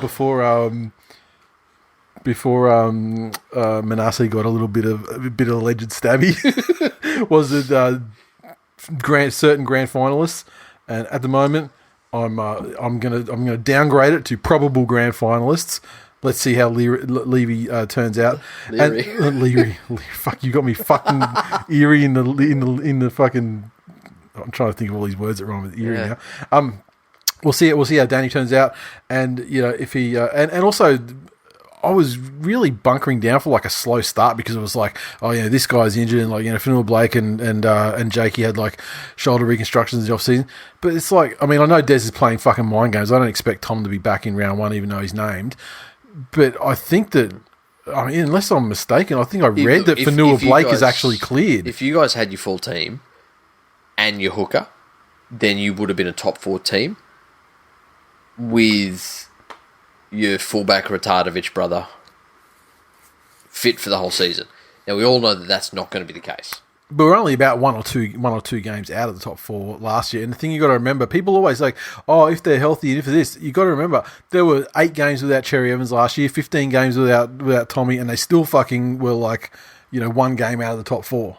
So as long as it's not a matter of if they're healthy, it's a matter of if they're healthy at the end. But this is what I'm saying. That you've got a representative half. Mm-hmm. You have pretty much a representative forward pack full of Origin and internationals. Mm-hmm. You have representative backline. Anything but a top 4 finish. Yeah. And I expect, nay, demand it. Yes, correct. Because the Desi will provide. Storm. Okay, so the losses of the Titans are the gains of the Storm. Brenko Lee and Riley Jacks. I think Brenko Lee is purpose built for that fucking Storm resurgence season. We'll see how he went on the asphalt. I haven't heard any reports yet. Yeah. We'll see. And their losses, I mean, I think that they probably would have liked to have kept Billy Walters up their sleeve. However, one thing that they're not short of is fucking hookers. Yeah, correct. And it's even turned into that situation now where Harry Grant, he would be shitting himself now because he was looking like probably the heir apparent. Yep. And then you get fucking Superhuman comes out in the Maori versus Indigenous game, plays an absolute monster fucking starring game, and is like, wow, he can go for a game. Like he doesn't have to be this impact dude. Yeah. Like he can actually be a hooker. So and fundamentally fucking strong too. Like not one of those once in a lifetime, he did all of these great things and had these flashy bullshit things that came off for him. Yeah. That was a fucking quality hookers game. He's like a modern day. He's like a turtle. Like he's like that sort of because look at Cameron Smith and you compare him to a hooker of the past and you're like put him in a scrum and there's no he's like a millennial Royce Simmons. Yeah, he's like cut just from that sort of battler. Yep. Yeah. So look, I still feel the Storm have got, if they're going any direction, they've got to go down because they had like the minor premiership by a fucking mile last year. It was a great regular season. Yep. I just feel like extra years on they lose an extra part of the big 3. Cameron Smith has got to be there's no real talk this is his last year, but he's getting greedy. Do you think, at what stage does Bellamy go, well, okay, the minor premiership and the number 1 seed doesn't really mean anything anymore, and I'm going to preserve the health of my guys and I'm going to rest them a bit during the season or lighten their workload? But he does that anyway and still gets they're still in the hunt for the minor premiership. Even further? I don't know. I mean, they had a fantastic regular season, but I mean, I don't think it was like any sort of like fatigue that cost them at the end. Yeah, okay. I think there were other teams that were just, I guess tapered, just to the minute. And the Raiders, I mean, they had a lot of, there's a lot of good fortune and things like that as well. They're going to. I think the Storm's min-max is still the smallest range in the NRL, and so by that I mean the difference between their best game and their worst game. Yep. And that's what's proved the difference for them over the last couple of years. And I think that again, you look at the Roosters. On paper, the Roosters were a better team. Yep. Than the Storm, but the range between the Roosters' best game and their worst game is far greater, and that's one of the reasons why the Storm won the minor premiership last year. So. Yep. And does that get you a grand final? Who knows? Yeah, and while I feel the Storm are going to dip a little bit, I mean, you look at their losses and really nothing of consequence. No. The Knights, okay, they got Jaden Brayley. They need to try another hooker. Obviously, they have. After that, they haven't really got a lot. I mean, like Shibasaki, he's one player that the Broncos fan base in general would have been delighted to see the back of. Yep. Tyrone Roberts-Davis. Yep. And, I mean, you look at their losses. SKD, he's gone to England. Damien Bureau. Yeah, so you say, well, Nathan Ross is already retired, but Slade Griffin obviously had to, I guess he couldn't overcome that horrific knee injury that he had. Yeah. Ramian back to the Sharks. Danny Levi back to over to Manly. Yep. Look, it's another not a complete roster overhaul. I'm sure they feel as long as they've got Mitchell Pearce and Kalen Ponga, they're a fucking chance. I don't know. I feel like the Knights, the true Knights side, I feel like they are more like what we saw in the first sort of half, well, not the first half of the season, but after they got moving a bit. Yep. Like just prior to Origin. Yep. I feel like they're more that than they were at the end. I want to say that the end of the season for them was, an absolute, dog act of cowardice and whatever you want, and white anting, whatever you want to call it. Yeah. But I feel like that was there was something going on there. Brownie had lost the dressing room, at least with some key, and talented and senior players in the side, and I feel like that they were basically just fucking sabotaged from within. And the end of the season, as delightful as it was to watch for me personally, I don't feel like that's the true Knights side. Yeah. So with that in mind, I expect them to perhaps move up to the lower edges of the 8. Mm. Yes, I agree. Okay, Cowboys. Valentine Holmes, the big one from the NFL. Yes.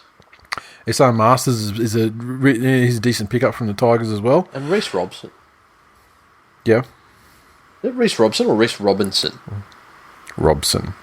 That's not a fucking typo? I don't believe so, no. Yeah.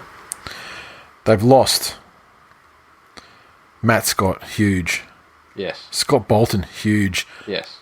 Underrated workman, tradesman-like guy that was fucking did the job. Yep.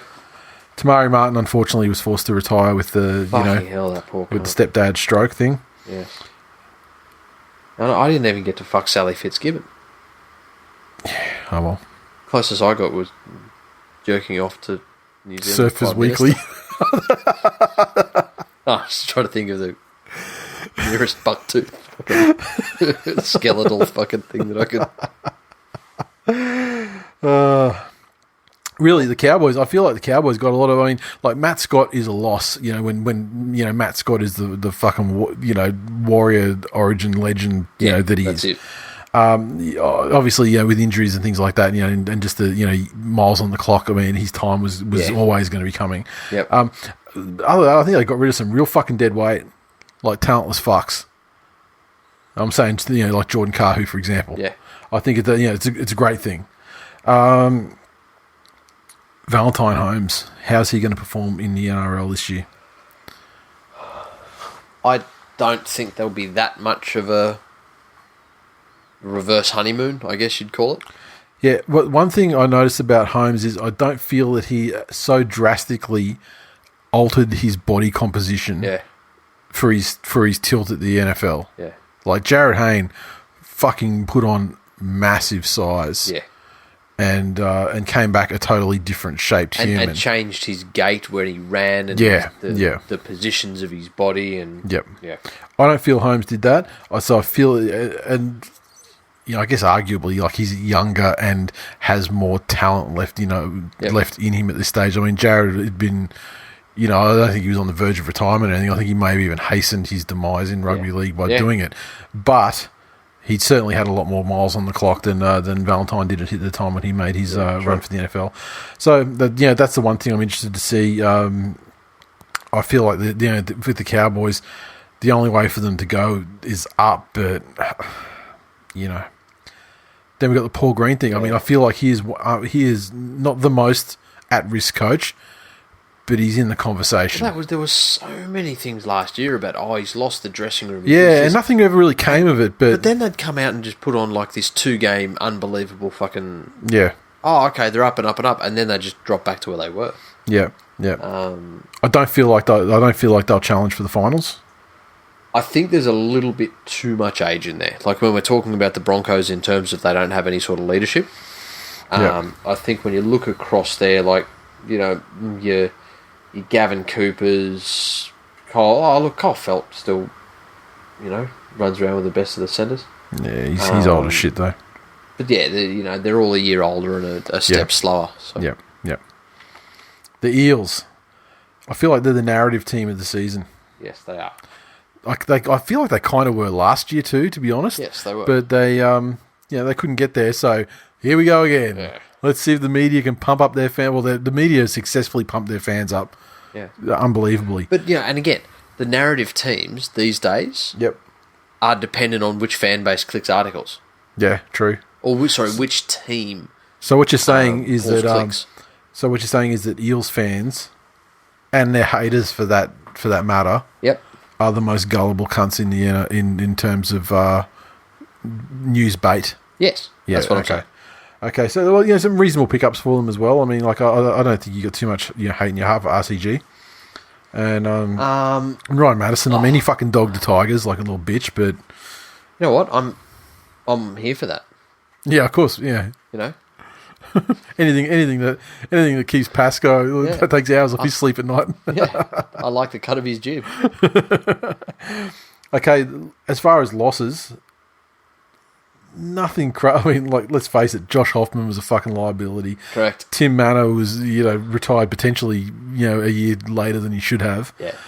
Last year, was still like the least skilled Manor brother at rugby league. And Manu Ma'u's gone to England, and I mean, he's a hard cunt, but wasn't his best season last year either. No, it wasn't. So, look, I expect the Eels to be around, there or thereabouts again. I feel like they're highly dependent on Mitch Moses, who I feel is like the narrative player for the Dally M this year as well. Yeah. At the same time as the Eels being the premierships, the media favourites of the premiership. Here's the big fucking flaw with the Dally M's that becomes apparent every fucking year. The best player in a team without superstars, is a fucking shoo-in. Yeah. Which is why people are saying it's a two-horse race between Moses and Pearce. Mm-hmm. If you look across that Newcastle team, no one's taking points off him really, except the odd Clemmer. 3 points. Yeah, but then again, if Ponga Ponga has to fucking basically do a run. Yeah, doesn't have to break a tackle or do anything. Or he can throw the third last pass in a try. Yeah. Oh, he cut someone out. It's a pass that went past the person directly next to him. I've never seen anything like it before. He's just such a special talent. Oh, let's do that again. Look, I expect the Eels to be up there. They're certainly one of the contenders. Yep. Needs to be. I mean, Gutherson has to remain healthy. Moses has to he has to maintain that level of play and not fall into his little country. Yep. I feel like he's losing that a bit though, as well. To his credit. Yeah. But they've got some real fucking potatoes in that side as well, like your David Gowers, Kane Evans, Sean Lanes. Yeah. That, are just so variable. Like Will Smith, Takarangi. I mean, they've got some great, they've obviously got some great forwards. Yeah. They've got they've very talented backs. I mean, obviously, Fergie as well. My thing is, if you're playing Parramatta, if you don't run every tackle for the first 7 or 8 sets directly at fucking Takarangi, and then just open up a fucking highway for the rest of the game. Really? Yeah. You've gone to the Dean Pay School of Yeet coaching. and obviously pass it to Sivo as well. We'll reap dividends for them more often than not as well. That's it. So Eels fans, congratulations, you are the premiership contenders. Anything less than a grand final is a failure. Yes, agreed. The Panthers. So they picked up Ted Ivano. So they got their own little taste of DV. They didn't have enough. They wanted someone who was a professional at booting a slut to come into the side, and they got my boy Appy. They lost RCG to Eels, as we mentioned. Yes. Maloney. Now, he had his moments last year of extremely poor fucking play, but it was more along the lines of he had his moments of brilliance, and they were all after he didn't get picked for fucking State of Origin. And they all finished after he did get picked for State of Origin. When was that? The one that sticks out for me last year was that game against the Knights, where he was just that was like round 3 or 4, and that was the game that ended the Ponga as a 6 experiment. Yeah. And it was when Maloney single-handedly reminded fucking Youngblood that that's exactly what you are. Yep. sit the fuck down and let the grown-ups play. Yep. Okay, so you lost some old boys in Tim Grant and Sam McKendry. Yes. Egan and Katoa, you got rid of both of them because Appy's coming through. Yeah. So Appy's going to have to go back to 80 minutes. And, Maloney Catalans and RCG to the Eels. And, RCG, I mean, he's a good player, but, Look, if you got someone dragging the bottom lip and... We made the decision that getting somebody in who, thinks that a little bit of a love tap is better than somebody that wants children to die of fucking whooping cough. Yes. So, we made our decision and I'm not proud of it, but I'm okay with it. And so I do hope. Where did Frankie end up? I mean, he was released, but I haven't heard him land anywhere. Hopefully, in fucking Wuhan, watching his shit cunt human of a wife chow down on a fucking bat to prove that nothing goes wrong. You know what would be funny though? If nothing went wrong. If she's eating that ground up rice powder or whatever she's selling for $200 a fucking pound or whatever, and she's just chowing down on bats, and and no adverse effects. Yes. I almost want to see that happen just for the chaos. Yes, no. How you feel? I feel like you're a chance at the lower parts of the 8 this year. I don't think you. I mean, I think there's far too many quality sides that are like head and shoulders above in terms of roster, so that to save top 4. But I think you can. I think 7 and 8 is almost guaranteed. We have that youthful exuberance like we did last year, where we'll get through and we'll win a bunch of games just based on fucking guts or a miracle play or one of those Panthers classics where it goes through 47 pairs of hands and 92 offloads and everything's fine. You look at Naden, and Naden's a really good personification of the issues that Penrith faced last year. He burst onto the scene and was fucking amazing. By the time it got to the end of the season... Relatives who are criminals. Correct. Much, yeah, well, that's like the 6 degrees of Kevin Bacon in Penrith. Guilt by association is not a crime. Well, no, it's like a fact. Yeah. But by the end of the year, he was knocking on balls when all he had to do was catch and put them over the line. He was making terrible reads in defence, and he was just mentally and physically fucking exhausted because he'd come in and he was running on adrenaline. Yeah. First year with a solid spot that was his every week, everything was fucking rosy, but then all of a sudden that caught up to him. I think a lot of Ivan's job this year is to keep these kids under control and a little bit calm, and to get Kick-Out to actually come in and fucking stand up every game. Not just when he's been given a short pass 15 metres out or... Well, see, here's the thing. Every fucking year, and by every year I mean this year and last year... Oh, fucking Kick-Out. He's going to be the best player in the competition. Oh, he's this. He's amazing. He's fucking playing in the 9s. There's nothing but fucking space in front of him. This is why I specifically didn't mention 9s performances of sides when talking about it now, because honestly... Because it has nothing to do with... Nothing. Fucking the regular season NRL. I mean, trials barely do. No, exactly. And they're actually like full sides, On our day... can beat anyone in the competition, and fucking will. 2020 is the Yeary of Cleary. Get it out of your system. I can't fucking listen to that shit. Turn on your TV and have a Peary.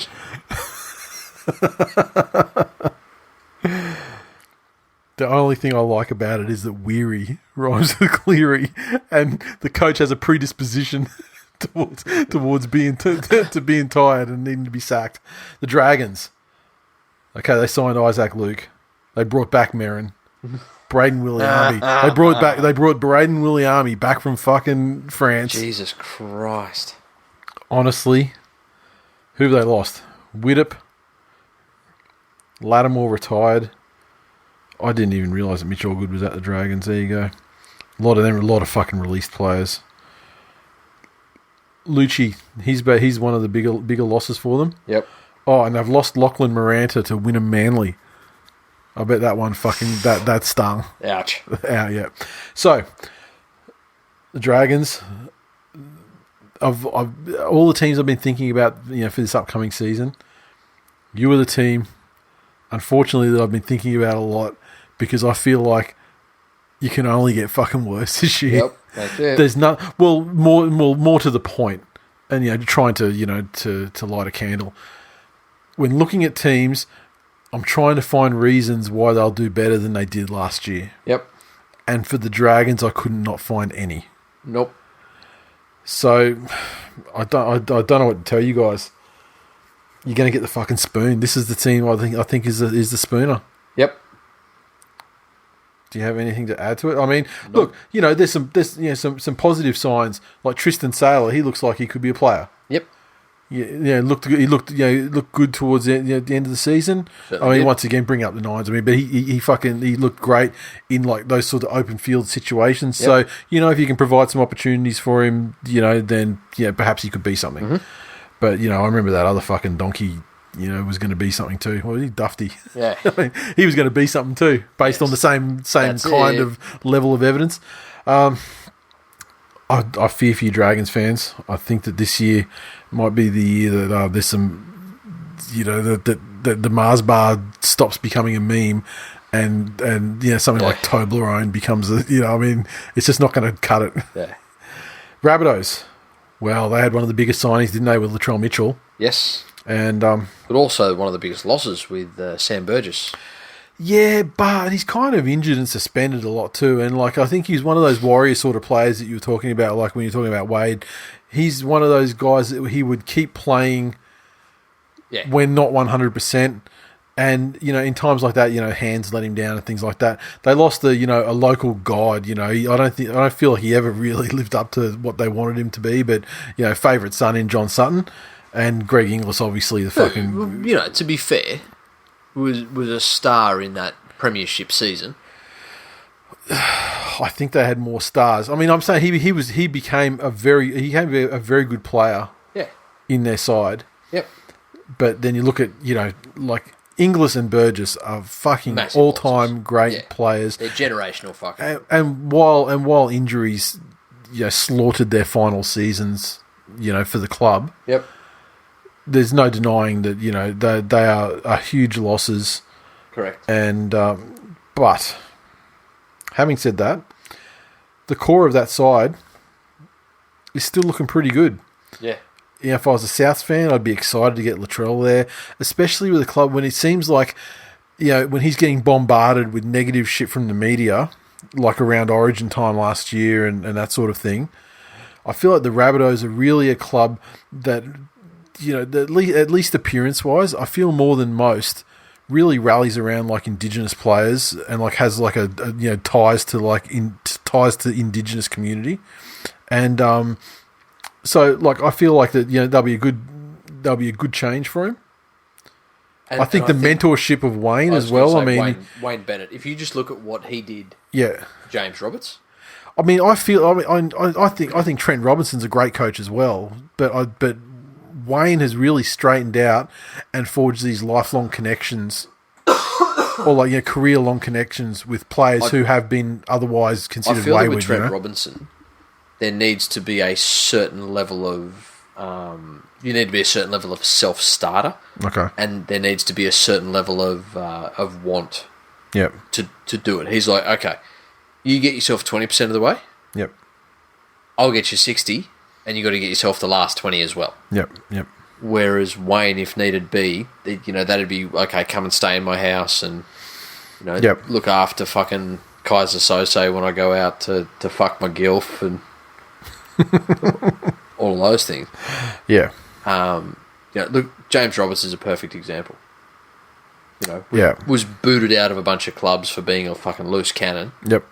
And all of a sudden, if you believe that the stories has his life together and is headed in a positive direction, both on and off the field. Mm-hmm. I think that'll be good for Latrell as well. South's at top 4.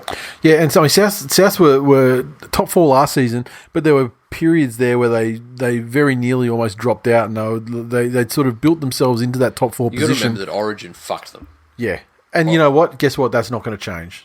They're going to get just as fucked this time. No. Fucking Walker came back from Origin 1. Yeah, he was head fucked after. Yeah, okay. He was a fucking world beater. Yeah. For the first part of the season. Yep. But yeah, that core of him, of Cook, that fucking left-hand edge of theirs. And Latrell at fullback. Yeah. I don't know. But he's a great fucking player. I feel like he doesn't get enough fucking credit. Yeah. Because of, whatever external shit that people want to, sort of, focus on or whatever. Yep. And it's up to him now. He's in a position where he's got other people out there, like the guy that has the jersey that he apparently wanted. But James Tedesco is a fucking good role model in how to insert yourself into a game when needed and how to, impose your will, I guess, as a back. Yep. So yeah, I'm very excited to see Latrell this season. Yeah, and I still like him as a centre, but fucking he's got his chance. But in an age where the centre's less and less and less impactful on a team. Yeah. Yeah, or less there's less requirement for it to be a specialised thing. Correct. As evidenced by the New South Wales Origin side when they played all their centres are fullbacks. They played zero centres in the centres. That's it. The Roosters. Okay, so Flano Jr. comes into the side. As promising he is as a player, I mean he's not even a fucking polyp on the nutsack of Cooper Cronk, who he'll have to be replacing. Yep. Tedavano, I don't think is a huge loss for the Roosters, simply because I mean you guys needed him. Yep. Yeah, I think he was kind of surplus benchy for the Roosters. Mitchell, obviously, Latrell's like a massive loss for them. I mean, any fan base or that tries to paper over that and say otherwise are fucking delusional. But the Roosters have got this nucleus of a fucking side that's, won back-to-back premierships. I think they're fine. I think they're going to be fine. I don't know if they're going to be doing the three-peat thing. Let's face it, doing back-to-back is hard enough in this modern age. It hasn't been done for fucking ever. So I believe the Roosters, excuse me, live and die on Luke Keary's fucking concussions. Yeah, and also how well if Flano Jr. is to be the 7, how he slides into that entire system. Yeah, and that's my point. If you've got a healthy Keary, he's enough of an offensive threat on his own to take a lot of pressure off Flano Jr. There's nothing worse for a young half than going in and all of a sudden you're the guy. It's your team. You're the organiser. You're the focal point. Especially when you're going into a back-to-back premiership side and then you weren't there. Yeah. And you go in there thinking that you have to start calling the... That's it. Yeah. That takes some big nuts. How many times last year did you make the comment that DCE is such a better player when he's just got someone there to put the defence in two minds? Yep. Because exactly. Whenever he's just the guy... Yep. Then defence knows, okay, exactly. We rush him. He's always going to be the fifth tackle option. Yep. Or, 9 times out of 10 he will be. Yep. So I think Keary stays healthy and it allows Flano some breathing room. And just look at all the key parts that the Roosters still have, like SST, fucking Letters. Yep. Obviously Teddy, phenomenal season last year. Yep. Radley, Crichton. Joey Manu came on magnificently. Yeah. Yep. B-Moz, J-Moz. They're old as fuck though. B-Moz was one of the most surprising seasons of any player last year, I reckon. Yeah, but the other thing is, I think that's also to do with the fact that the Roosters go, okay, we got to spread enough talent here, so that when J-Moz needs to do shit, he can do that shit really well. But that's all he needs to fucking do. Yeah, I just feel like B-Moz has exceeded all of my expectations. I mean, obviously he's a great player, but he's coming to the end. But look around the league, right? And especially in those types of positions. Yeah. Jennings. Yeah, sure, he's not the Michael Jennings that was fucking scoring 1 million tries a season and true. That. But he is a fucking serviceable player in his position. Kyle Felt. Again, he's not the fucking young superstar, oh my God, it's like we've got an extra forward on the field. Felt. Yeah. But he's still more than serviceable and he'd start in most other teams that he went to. So I think that's a good acquisition for the Roosters with the Mozzes. Okay, Roosters tough ass to get the premiership again, but they're a top 4 side. Yep. No doubt about it. The Warriors, their biggest signing's Wade Egan. Well, In a side that really needed some fucking help. yeah. Let's be realistic. Yeah. And they lose guys that are like Isaac Luke is coming to the end. Yes. There's no doubt about it. But there's just this certain toughness and attitude that a motivated Isaac Luke brings to a What side. a fucking loss for a club that's bringing in what is essentially a rookie hooker. Yeah. To not have, fucking game share. Give Luke 20, 30 minutes a game. Yep. And fucking game share with him. Yep. Although I think Luke had already gone by the time they bought Egan, so that's probably But I mean that's still. I mean, they could have enticed him more. Yeah. Because then you look at they've got some great and promising players. I mean, remember 2 years ago, like we were stunned at the way that the defense improved. With some of these guys. We remember it was it was and like Malmullo and like when they used to be like an absolute fucking highway. Yeah. Down there, and they started defending. It was a year before last that it was them and the Dragons that were 1 and 2 for like the whole first half of the season. Yeah. They were a force. And last year was just like such a massive step back for the Warriors. They didn't recover from the loss of Johnson. Yeah, and I I don't think this year's going to be any better for them. No. And I've seen a lot of people putting them down as the Spooners. Yeah, I don't know if they're the Spooners. I still feel like the Dragons have probably got them in that respect. But they're and like the Titans, if they don't fire under Holbrook, they're definitely in the conversation. Those 3 sides. Yep. Unfortunately, and Blake Ashford retired. Rest in peace to one of the greatest. What did I see today? Busatu has been moved into the centres. Is that true? I don't. He's not like their only fucking highlight player. Yeah. Not that highlights win you games, but fucking tries do, and he scores a lot of them. Yeah. Out there jumping. Yeah. Yep. Oh, well. He does. I mean, I guess he can still do that. Just he's got the number on the back. He can still swing around. I don't know. The Tigers. Ninth. Okay, so ninth. Moving right along. Well, I mean, look, they lost a fucking handbrake in Robbie Farah. Let's be real. A white ant in Ryan Madison.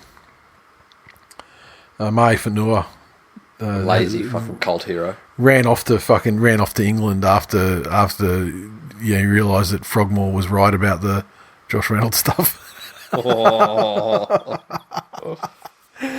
And look, the West Tigers once again are a side so full of promise. Getting both Leiluas is ninth. Yeah, but getting both Leiluas is fucking great. I mean, is it though? Joey Leilua.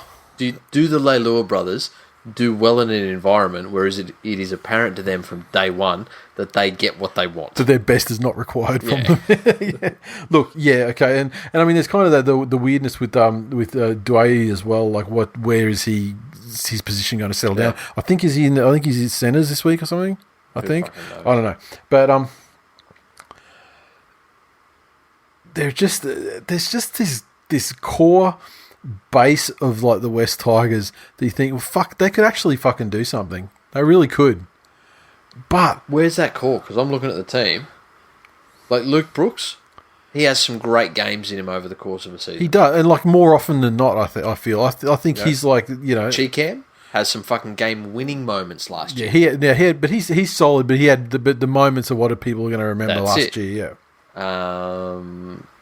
Robert Jennings hasn't reached any great heights. No. Chris Law, what the fuck? He like 54. I thought he died. I'll be honest. Jacob Little's injured. Always. Permanently. Fucking hell. Poor cunt. Benji's 1,000. Yeah, still great though. I'm not going to hear a bad word about Benji Marshall. I will. I'm over my fucking Benji goodwill. What did he do? Why? He plays for the Tigers. Okay, fair enough. Like his resurgence at the Broncos, I got over the fact that he played for the Broncos for that resurgence. Yeah, okay. Right? Now he's just another fucking Tigers player. Nofaluma, Packer, Reynolds. Now I'm looking at it, I'm like thinking, what's doing with the pack? Who are they going to fucking dominate? That's it. I like Garner as a player, but yeah. You're giving me pause there. Like I think ninth. Yeah, they'll be knocking at the 8. And they're definitely not in the conversation for one of these teams like, The like the Spoon or anything. No. So I think they'll finish it, a nice round ninth. That's it. And shout out to Robbie Rochow, one of our boys retiring. Ciao. That's it. That's the fucking games. That's the teams. So I guess we can kind of move on and actually talk about what really matters.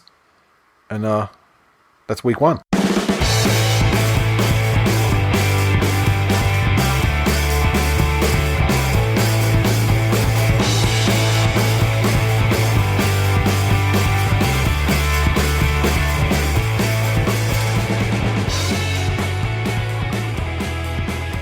Round 1, let's go. Thursday night, the Eels take on the Bulldogs at Wankbest Stadium. Eels. Obviously, Sivo's been cleared to play, so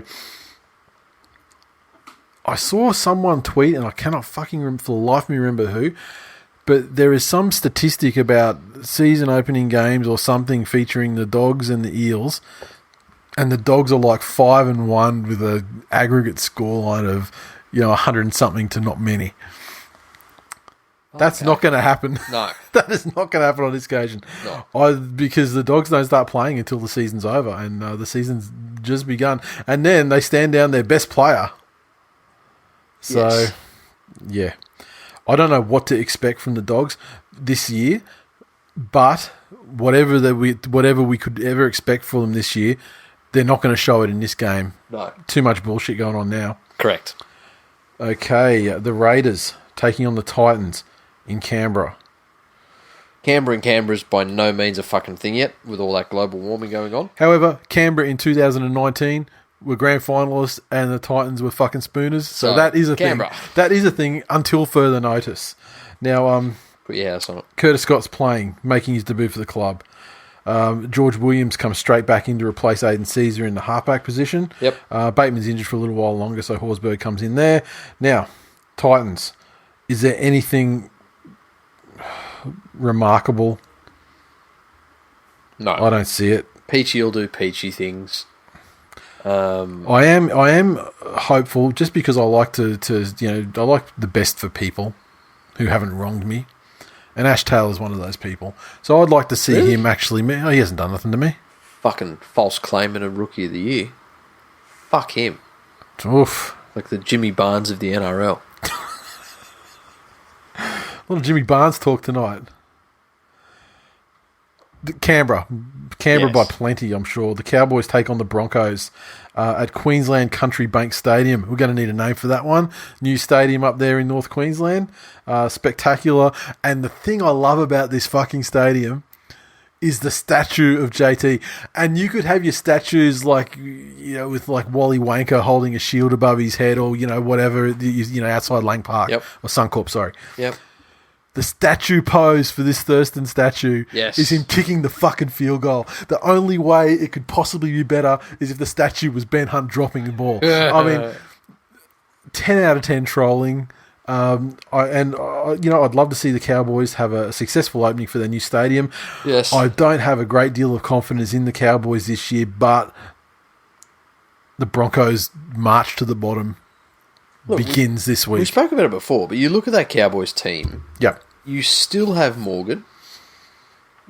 Albeit a fresh one, but you have Val Holmes.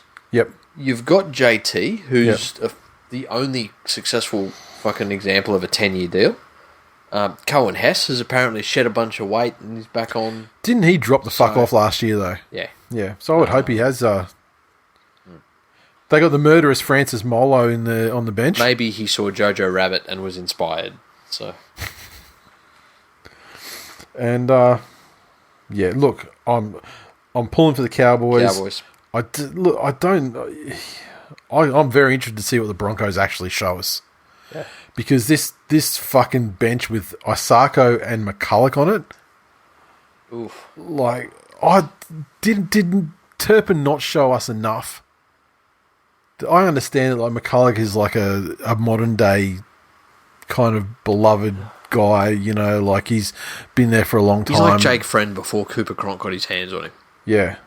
So he's like a government worker. So is Brodie Croft the person that's going to Benjamin Button him back into quality? Maybe that's it. Maybe they just saw what Cooper Cronk did with Jake Friend and they thought, we'll just get the other Melbourne guy. Hope he can fucking... No.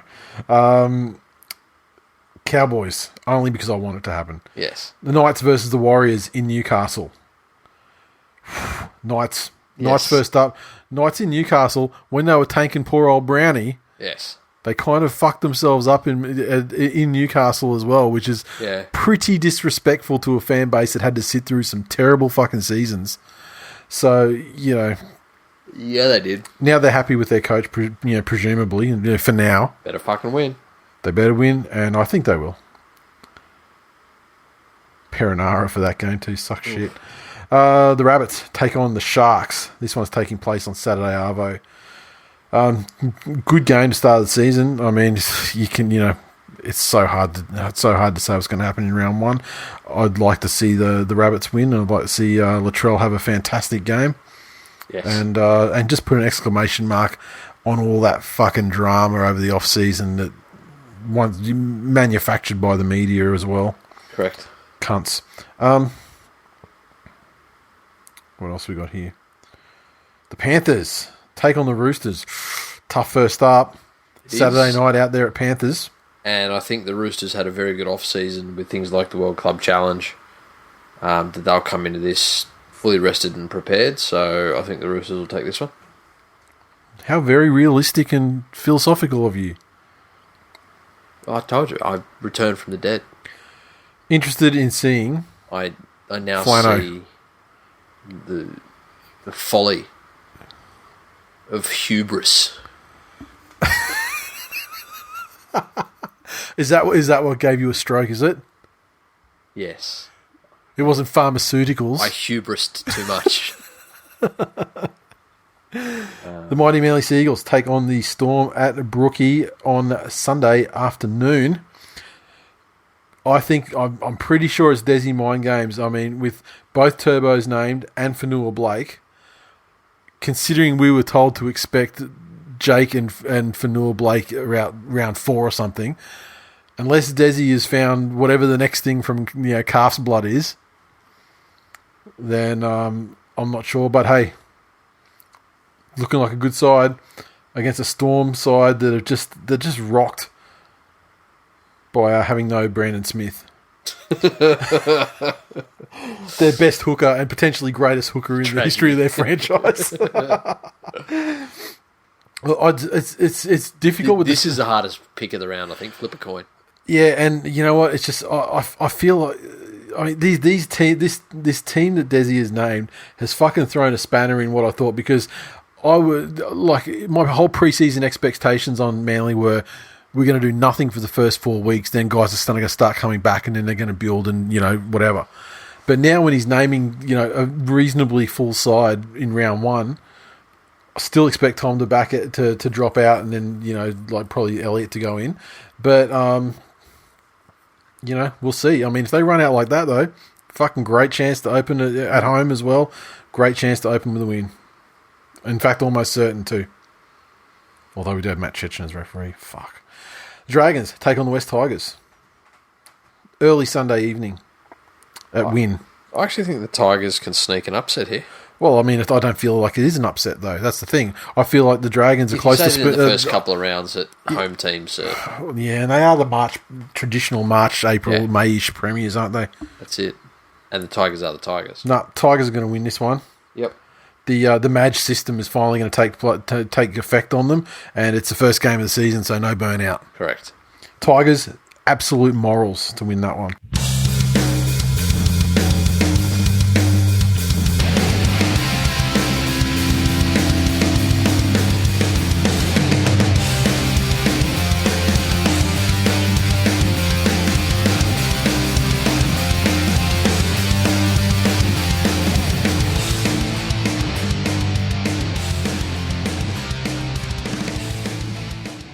You're right. I think you just had another stroke. You're going to have to be more clear in the difference between like a loud yawn, whingy yawn, or like, fully frittataing yourself. And I mean, I don't want the difference between the two to be that you shit yourself in one of them. I don't want to find out that way. You're an uncontrollable hard-on. So that brings us to the mailbag. I put a call out on the Facebook group just a couple of hours before we recorded, just to say, look, is there anything you want us to address on the show? I mean, we obviously had our notes set what we were going to talk about, but I just wanted to give people a chance of anything else. And so I've just I've pulled out, I guess, unique ones, and tried to avoid the doubles. And this is what I've come up with. So Graham asks, I'd like to hear Jay still defend his call of CHN is better than Kickow. Because when CHN goes in and out of things repeatedly, it's not a football game. I am a massive Kickout fan, 100% massive Kickout fan. I feel that CHN is dialed in on a game far more reliably, and he's one of those players that will pop up and look for the ball when a game's getting down to crunch time, whereas Kickout to me seems very much a sit back and try and be a flat track bully. Again, not taking away anything from Kickout, fucking love him to death. Had a soft spot for CHN until it turned out he's a fucking member of the Dennis Ferguson fan club. Daniel says, let's speak about Tallis versus Lodge and the holes Tallis would punch through him. I got no love for the fucking mouthpiece Gordon Tallis. But, you know what, Matt Lodge? The reason that Gordon Tallis said that stuff on television and not to your face is because one of his fucking jobs is to say things on television. If he didn't have a role in the media and he was talking to people behind your back just fucking privately in the club, then you would have the right to go to him and say, why didn't you say that to my face? But when he's paid to fucking comment on things rugby league, especially including his old club... Yeah. Fucking hell. And look, I mean, don't ever get it twisted. Like, if you can, drag fucking Brett Hodgson over a sideline for 15 minutes, it should be a penalty. That doesn't mean you can fucking fight neither. True. And I mean, I've seen that video of Lodge, and at least when he's drunk, he can't throw him either. Yeah. It'd be a fucking cripple fight. Yeah, that's it. It'd be the drunk cunts at the pub throwing haymaker sort of fight. You could legit put the chicken dance music behind it, and it wouldn't look out of place. Yeah, exactly. Put the curb music behind it. Wouldn't that be sort of throwing fucking haymakers at each other? Nathan says, how long until Corey Oates gets coronavirus? I don't think he'll ever get it unless you can get it off dirty vaginas. Or by snorting substances off toilet seats in Papua New Guinean sporting facilities. Lachlan said, I'd like to hear if you guys listen to any other podcast during the break / listen to any others in general. Sir, I do. I've got recommendations coming out of the Arnus for you. First and foremost, my number one podcast that I probably listen to the most. Well, I've got a couple that are on the weekly rotation that I listen to regardless of, guests and things like that. And the ones that I listen to regardless of guests are Conan O'Brien Needs a Friend, which didn't start that long ago. It's probably like about a year ago. And it's fucking funny. And especially if you're a fan of Conan and you're a fan of comedy, it's fucking great. And it's one. And just before anyone wastes their fucking time, it's not the good Conan with fucking swords and wizards and bikini chicks. Given it's called Conan O'Brien Needs a Friend, and not Conan the Barbarian Needs a Lamentation of the Women. Well, I mean, I think that's fairly clear. I know which one I would fucking listen to. This one, it's fucking hilarious, and it's a great podcast. Well, like when you listen to it from the start, it's one of those ones where like they clearly have an idea of what the podcast was going to be. And then it kind of changes a bit, and like the people who are there in a supporting role, like the producer and stuff, they actually get dragged into it more, just like organically, like watching it develop and everything. It's fucking hilarious. Yep. Also, the Jeselnik and Rosenthal Vanity Project. Yes. You don't say yes. You listen to it, do you? No. So you went, oh, okay. Because if you listened to it, you would have went, JRVP. You know, you could see you don't know how to do it. Yeah. No, I love Jeselnik. He's my boy. Jeselnik's like a poor man's Jimmy Carr. We've had this discussion before. Totally different. Jimmy Carr is set up punchline, like rapid, like rapid. All Jeselnik is. No, Yeah, no. Jimmy Carr is like a rapid fire, and I fucking love. Don't get me wrong, I love Jimmy Carr as well. I mean, it's definitely not a fucking either or proposition, but Jeselnik Rosenthal, that's probably that's another one I listen to like on release day. Then other than that, I've got like, you know, I listen to other ones periodically, just depending on, you know, if I feel like it. Like Bill Burr, I listen to his, not religiously all the time, because it's 9 times out of 10 or 99 times out of 100 it's just him talking about shit by himself. Yep. I'll listen to Marin, WTF with Mark Marin, depending on the guest. If it's someone I feel like listening to. Rogan, I'll listen to if it's a guest that I want to listen to. That's about it though, really. Yep. Getting Better with Ron Funches, depending on the guest as well. That's about it. But yeah, and otherwise the other two are the ones that I listen to like week in, week out. I can't recommend any sports ones because I don't listen to them, unfortunately. What do you got?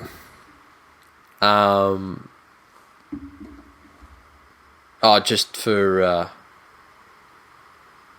you know, keeping shit tight. I'm looking for ones that you haven't mentioned. I'm a massive Stephen Fry fan. Okay. And he's done a series called The 7 Deadly Sins, where he's gone through and spoken about each of the classic. Is it a podcast, or is it something that's repurposed to audio? It's a podcast, but it's his musings and thoughts on. Okay. You know, is lust bad? Is pride bad? Is all of these things? So there's only 7 episodes, or playing it? Yeah. Okay. That's it. What else have I got on there?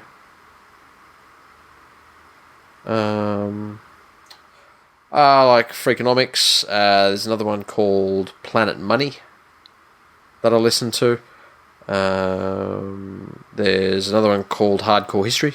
Yeah. Which is fucking good. Not you said that one. You said that one. I stay away from true crime because, you know. Yeah, I got burned the last one of those that I was listening to. They sold it as one thing and it was something completely different. Yeah. It shit me off. I'm not even going to fucking mention his name because fuck it. What else? There's one called Evolution Talk that I really like. And there's a BBC one called In Our Time Science. Which you have a lot of fucking time to listen to. I spend a lot of time in the car. Yeah, I literally spend like school runs. That's like 1 hour podcast, like Conan and Jeselnik. Yeah, are perfect because I can get through them over the course of a day. That's it. But excellent. So yeah, and we're very happy to hear if you've got a podcast to listen to. Yeah, give us some good shit to listen to because there are always times when I like have nothing. Like I've listened to the latest episodes, the ones I actually religiously follow, and I don't feel like listening to any of the other ones that are fucking sat there. Yep. Simon Brady says the rise of all the fucked up TikTok shit players are doing. Well, funny you mentioned that because over the off season, something that hasn't been mentioned on the show to this point is that Stepdad became a fucking acolyte of TikTok. I am a fucking high priest in the church of TikToks, bitches. Oh my god! To the point that he's signing us up for TikTok. Love it. There is now a This Week in League TikTok. Now I won't be doing the content. Who fucking knows? Won't be me. Did you see the bad NRL stuff that he's talking about? I want to say I saw one, but maybe Kalen Ponga something months ago. This is a couple months ago though. So let me just search. NRL. See, Chad Townsend's on there, and anything to do with Chad Townsend is fucking AIDS. Yeah. But, you know, he's the Fox and Fergie Ferg. Okay, this is oh, that's fucking stupid. So that's their fucking Doof Doof MDMA festival thing. Yeah, okay. That's like really like that's singularly unentertaining though. Yeah. They just like think like pulling a stupid face and yeah, it's just fucking stupid. Yeah. Yeah. Okay. So Simon, to answer your question, so that or to your stuff statement, is absolutely fucking it's AIDS. stupid. And I'm glad that the Chinese government is harvesting their fucking facial recognition data, fingerprints, and the rest of it. We will be fucking TikTok famous. Oh God, I look forward to that. Look forward to that, everybody, because believe me, I'll get an invitation to the fucking first annual TikTok awards ceremony, and there will be nothing but bouncy booby hoes. Yeah, butter faces with titties. Yeah. Look, great. I look forward to it. I can't wait to think about what content that we're going to be pumping out on that channel. As I'm talking, I realise that by being on TikTok, I'm pretty much a digital Harawira Nara. Fuck. Mario says, is Ponga no longer the most overrated given the unwarranted Brodie Croft hype? Look, I'm going to be perfectly honest. I haven't seen any fucking Brodie Croft hype. In fact, I've seen anti-hype because I've seen even Broncos fans like, fuck is this guy? And like, DCE he's not going to do nothing for us. He's still the most overrated player in the game based on his representative efforts. Absolutely fucking ridiculous statement. And completely what I would expect from someone who suffered a brain injury event. Mitch says, like the Oscars, I propose an in memoriam section where we pay tribute to those from the rugby league community that died during the off-season. Ray Preston, Newtown try-scoring legend. Bob Smithies won the 69 grand final with the Tigers. Hugh Waddell, Great Britain and Manly player in the late 80s. Played in the first Lions victory on Australian soil. Ken McCracken, New Zealand winger, scored the winning try for the Kiwis to beat the Kangaroos in 1963. Father of Kiwi player Jordan McCracken. Mike McLennan, fullback for New Zealand and coach for St Helens and Tonga in the early 90s. His son Brian also coached the Warriors in New Zealand. Hugh Hazard, club doctor for Australia and chief medical officer of the NRL till 2010. Wait, that's fucking stretching it a bit, okay? The author of the first rugby league anti-doping policy for the New South Wales Rugby League, the first professional sporting body in the world to introduce a testing regime. Let's pretend that we're like the Oscars and people only care about the awards that actually have movie stars in them. And then his punchline, Buzz Rothfield's credibility. Again, 11th year in a row.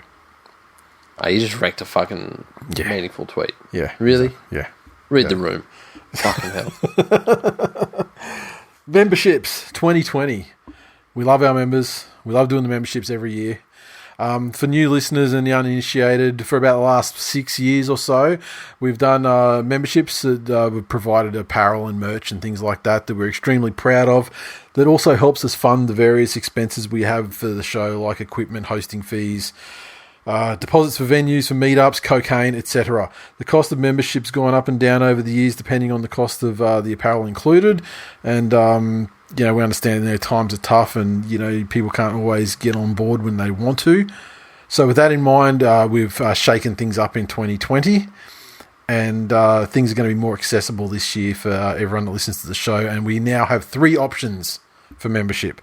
Option 1 is the classic TWIL Nation membership with merch, stickers, the members just meet to up. Put it out there, before you even get into it. Yeah, you may be saying something I'm going to say later, but go ahead. No, go for it. Then. Go ahead. I was going to say, but before we get into membership stuff, if you just want to listen to the show, go for it. The show is free. It won't change, and it will and it will always remain so. That's it. So nothing's changed on that front at all. Exactly. We've got we still do the meetups on grand final day and we'll get together on Magic Weekend. Yep. And that's for all listeners, whether members or not. That's it. These are some options for people who want to contribute to the show. Mm-hmm. Take it away. Okay, so option 1's the classic membership that we usually do, the classic TWIL Nation membership. So that's where you get some merch and some stickers, and we got our members meet up on the night before the grand final as well. That is exclusive for the members. This year we're mixing it up again. We try and do different things every year. This year we're doing a cooler that will hold 6 cans or 48 minibar sized Patrons or Fireballs. It's awesome quality, insulated. sturdy zip and everything like that. We've gone the premium, most premium one that we can grab. It looks awesome. It's going to be black with, some logo gear on it. Secondly, we've gone with a drink bottle. A water bottle, not a hip flask. And we go with the stickers as always. Meet up in Sydney. Plus, we're giving you 10% off everything else in the store that we produce this year. And what we do want to add to that is there was an idea this year that was a fucking cracker one, and we both loved it. Yes. To get some little mini footies for the memberships pack. We were actually set that we were going to do the mini footy this year because a number of people asked us for us, but because of the coronavirus, production places have been giving us lead times of like fucking 8 weeks. Yeah, before they can even order them, not before they would land. Well, this is the thing. These from what I understand, the places don't even hold stock of them. They're all over in China, and they actually get them printed over there and manufactured over there. Yes, and then shipped over in in containers or whatever. Yes, to the Australia. way you understand it is correct. And it is just fucking 8 weeks is just unacceptable because we're working with places that are doing 5 to 10 business days max. Yes. So this year. We brought the price down as well, and it's $39.99 for the classic membership, which is the cheapest in years. Option 2, brand new for this year, and if it's successful, we'll keep doing it. Digital subscription, $3.99 AUD per month. But just want to be super clear, just to build on what Stepdad said before, we're never going to ask listeners to pay for something that we're giving away for free to otherwise. So what the subscription entitles you to is actually 5 new episodes each month. So each week there's going to be a AMA, Ask Me Anything, Q&A, whatever comes up, story time, whatever episode, where we'll throw the floor open to you guys. What do you want us to talk about? And we'll basically be recording that after we record our regular episode, and that will be available exclusive to so the that members. will be in addition to the normal free content that we put out. Also, once a month, we'll be doing a Game Companion podcast where basically stole the idea off Rogan, where what he does for UFCs where he's not working at the show is he sort of just gets a bunch of friends around and they just shoot the shit while the fights are on, and they just talk about anything and everything that comes up whilst, addressing what's happening in the fights as well.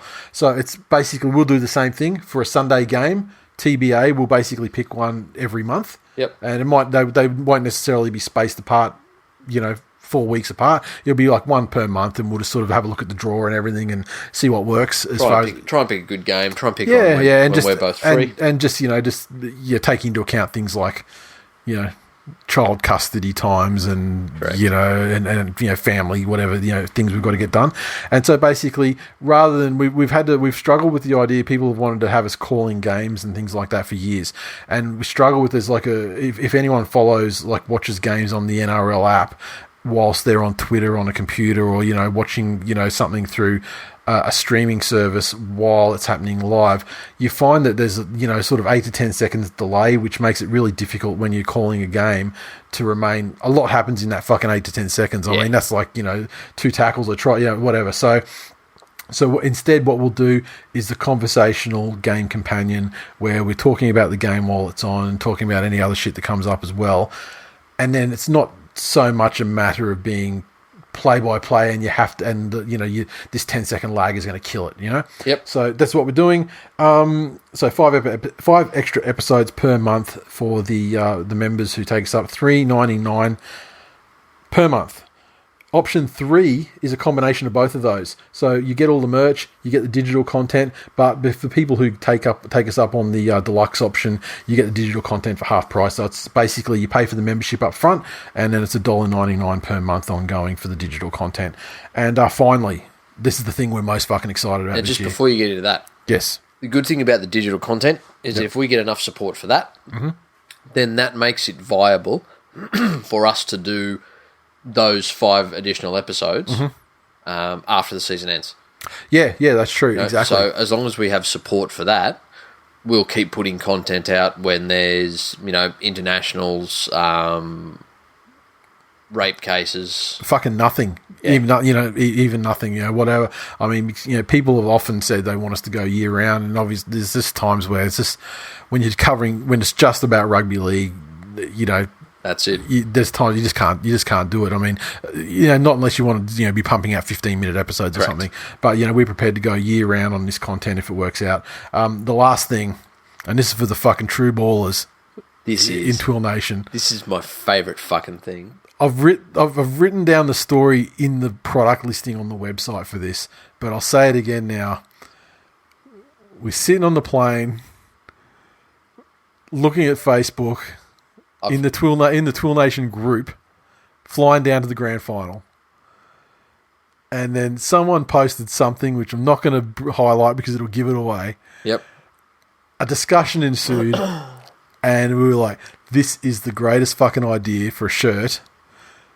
And then we started adding layers to it and everything until it was like fucking solid. And then we're like, okay, so what we're doing, we're going to produce this shirt, but instead of making it a part of the membership package by default and just putting it out there. Which is not what it deserves. No, it deserves something special. So this shirt, you'll see it listed on the website, is I think you've just got to fucking trust this shirt. So this is... It's so great. We can't tell you what it is. It's the most on-brand TWIL shirt ever created.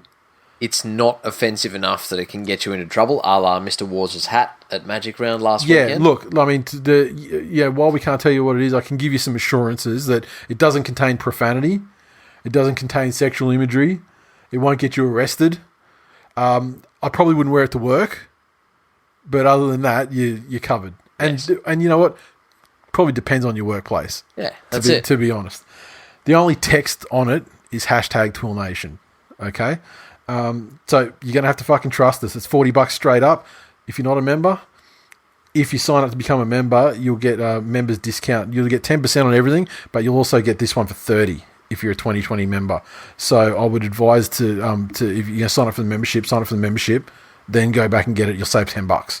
Yep. Okay. Once they go into production, they're gone. The window is open now, and this is another thing. I mean, we tried to help people out this year as well. Like if you're grabbing a classic membership only, we've got it set up so you can split that over 3 payments if you want to. There's too much fuckery going on with like the deluxe plan with the membership plus the recurring bills to get. I can't get to fucking do the payment plan. Don't buy something called fucking deluxe and then come and whinge to me about money. Yeah. Well, this is true. Fucking broke. So. All merch goes after the final payments. Hats. You guys have been asking for them. In fact, when I put the thread up to say, what do you want to talk about this episode, hats. 2 people asked about hats. Yes. So guess what? We should have done this. We were supposed to do this probably after Origin, like just after the financial year last year. But fucking, I don't know what coronavirus happened. Yeah, like, well, the foreshadowing, the spiritual foreshadowing of coronavirus happened, which prevented us from doing it. That's it. So we did the questionnaire up there. What sort of brims do you want? Blah blah blah. There was a lot of support for flat brims and curved brims, so we're doing both of them. Okay, so it's 2020. We don't kink shame. They're up on the site now for pre-order. Once we hit the numbers we need to deploy them, we're going to do it, and that's something else we've changed our strategy this year. In the past, we've been very attempted to be inclusive of like stragglers for merch and things like that, and for memberships, where it's like, we keep the window open for weeks and weeks to try and get, everybody who wants them, who has said who wants them, the opportunity to get on board. Yeah. We're not doing that this year. This year we've got so many ideas for merch and stuff, and just things that people have been asking for years. Yep. This year we're going to pump them out, and so what's going to happen is there's going to be a pre-order window, and if you don't get in, then there's a highly likely chance you will not get it.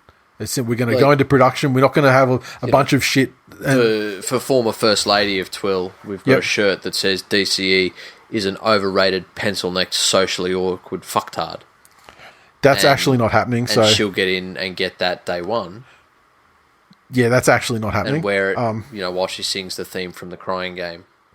The point is, if you snooze on anything this year, be it the memberships that contain merch, or any of the things like the hats and other shirts and things like that we're going to plan to release over the course of the season, you'll definitely lose. Hopefully all that makes sense. It's all on the website now. If you head to thisweekinleague.com, hit shop. If you just want the merch and the free content, get the membership classic. Correct. If you just want the digital content, get the digital membership. That's the 5 extra episodes a month. Yep. If you want the classic membership and the digital content, you get discounts. Go nuts and click that one. Exactly. Not fucking hard. Super easy.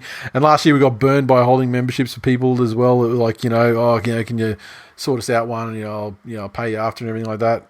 That ain't happening this year. Don't want to hold extra stock. I've got no fucking room in my place as it is at the moment with other businesses.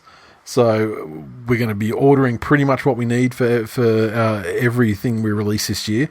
And FOMO's a bitch. If you don't want to suffer from it, then get these fucking shirts, because I want them for Magic Round. I fucking want them for Magic Round. Yeah, and based on past, with our supply for the shirts, it usually takes about 2 weeks to turn it around. So I'll leave this sumbitch open for like probably 3 to 4 weeks max. Yep. And then that's it, because I'm wearing that motherfucker on Saturday at Magic Round. Yes. I'll tell you right now. Yes. So that's it. Full time for episode 341. Thanks for listening, everyone. As always, interact with us on Twitter on @TWI League. Get on the Facebook group. Get on the Facebook page. And in fact, if you are on the Facebook page, it's facebook.com/This Week in League. There's a Shop Now button on there, which will take you directly to the new store.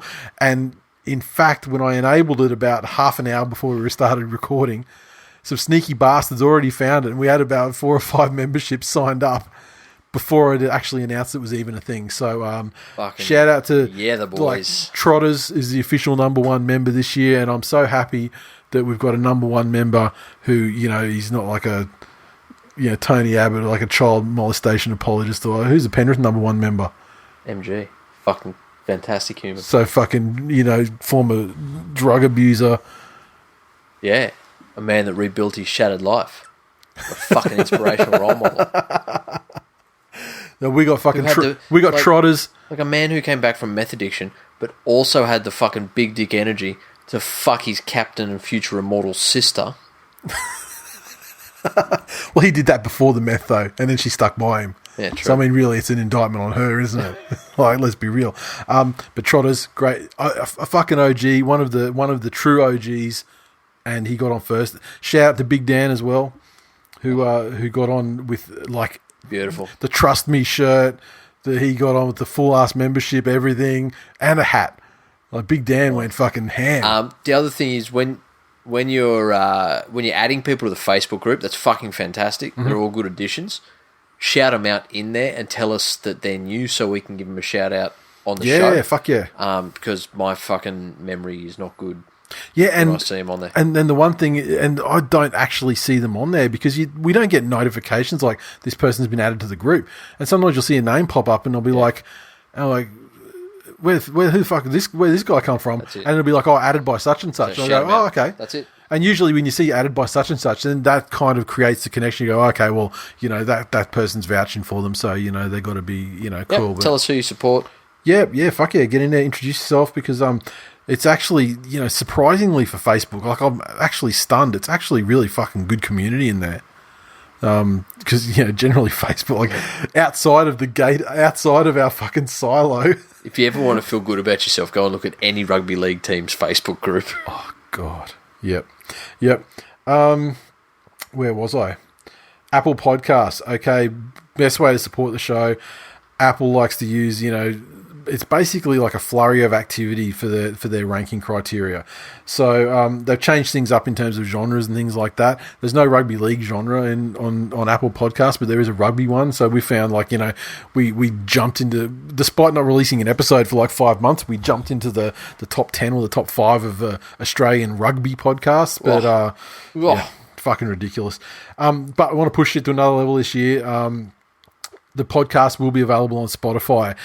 Just waiting on them to do the processing on their side of thing. But as far as I'm concerned, whenever Spotify, when I'm deploying an episode, Spotify will be one of the destinations it's pushed out to. So if it's not up this week, it will be up. I imagine any day anyway. So, and I think that judging from what I did when I claimed the podcast on Spotify, I think it'll probably put our whole back catalogue through there, so we shall see. That's why the music's changed in this episode. Just got to get all of the copyright music out of there, just so it's completely above board. because Spotify are stricter.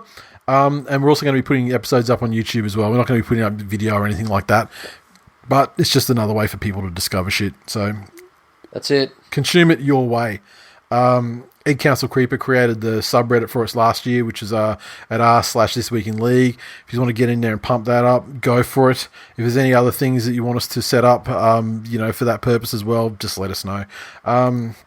If you really want to give us a hand this week to make a big fucking splash for the start of the new season, get to Apple Podcast, find This Week in League, subscribe, leave a rating, and leave a review if you haven't done so. Update your review if you have done one.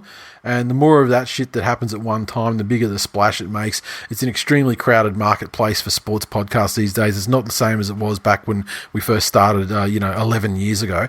And now there's just so much content in there published by, it's like repurposed radio content from radio stations. It's just a cunt act, because they're not actually podcasts. They're just the radio morning shows with the music taken out, essentially, and so it's let's push podcasts to the top and fuck these cunts down at big media. Tipping. If you are not in our tipping competition, get yourself to footytips.com.au/comps/TWIL 2020, TWIL 2020, and that's where we are. If you were in the competition last year, or the last 3 or 4 years, I suppose, we literally just roll it over each year and change the name and update the year. So if you're in it, you should still be in it, but it's probably worthwhile checking before the games kick off on round 1. And finally, if you want to play Supercoach or NRL Fantasy, I don't give a solitary fuck about fantasy anymore. I'm finally weaned off that dick.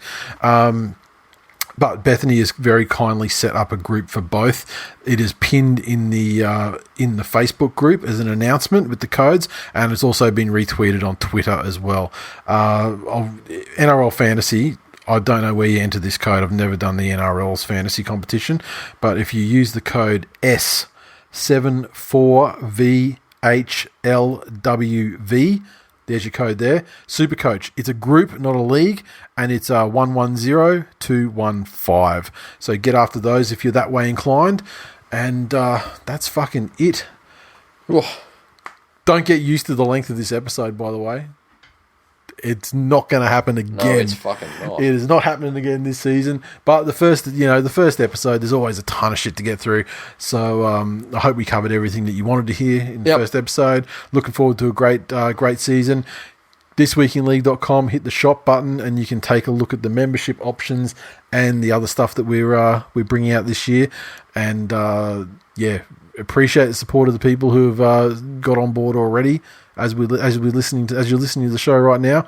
And look forward to seeing plenty more of you this year as well with those new options. Anything else to add? No, that's us. See you next week.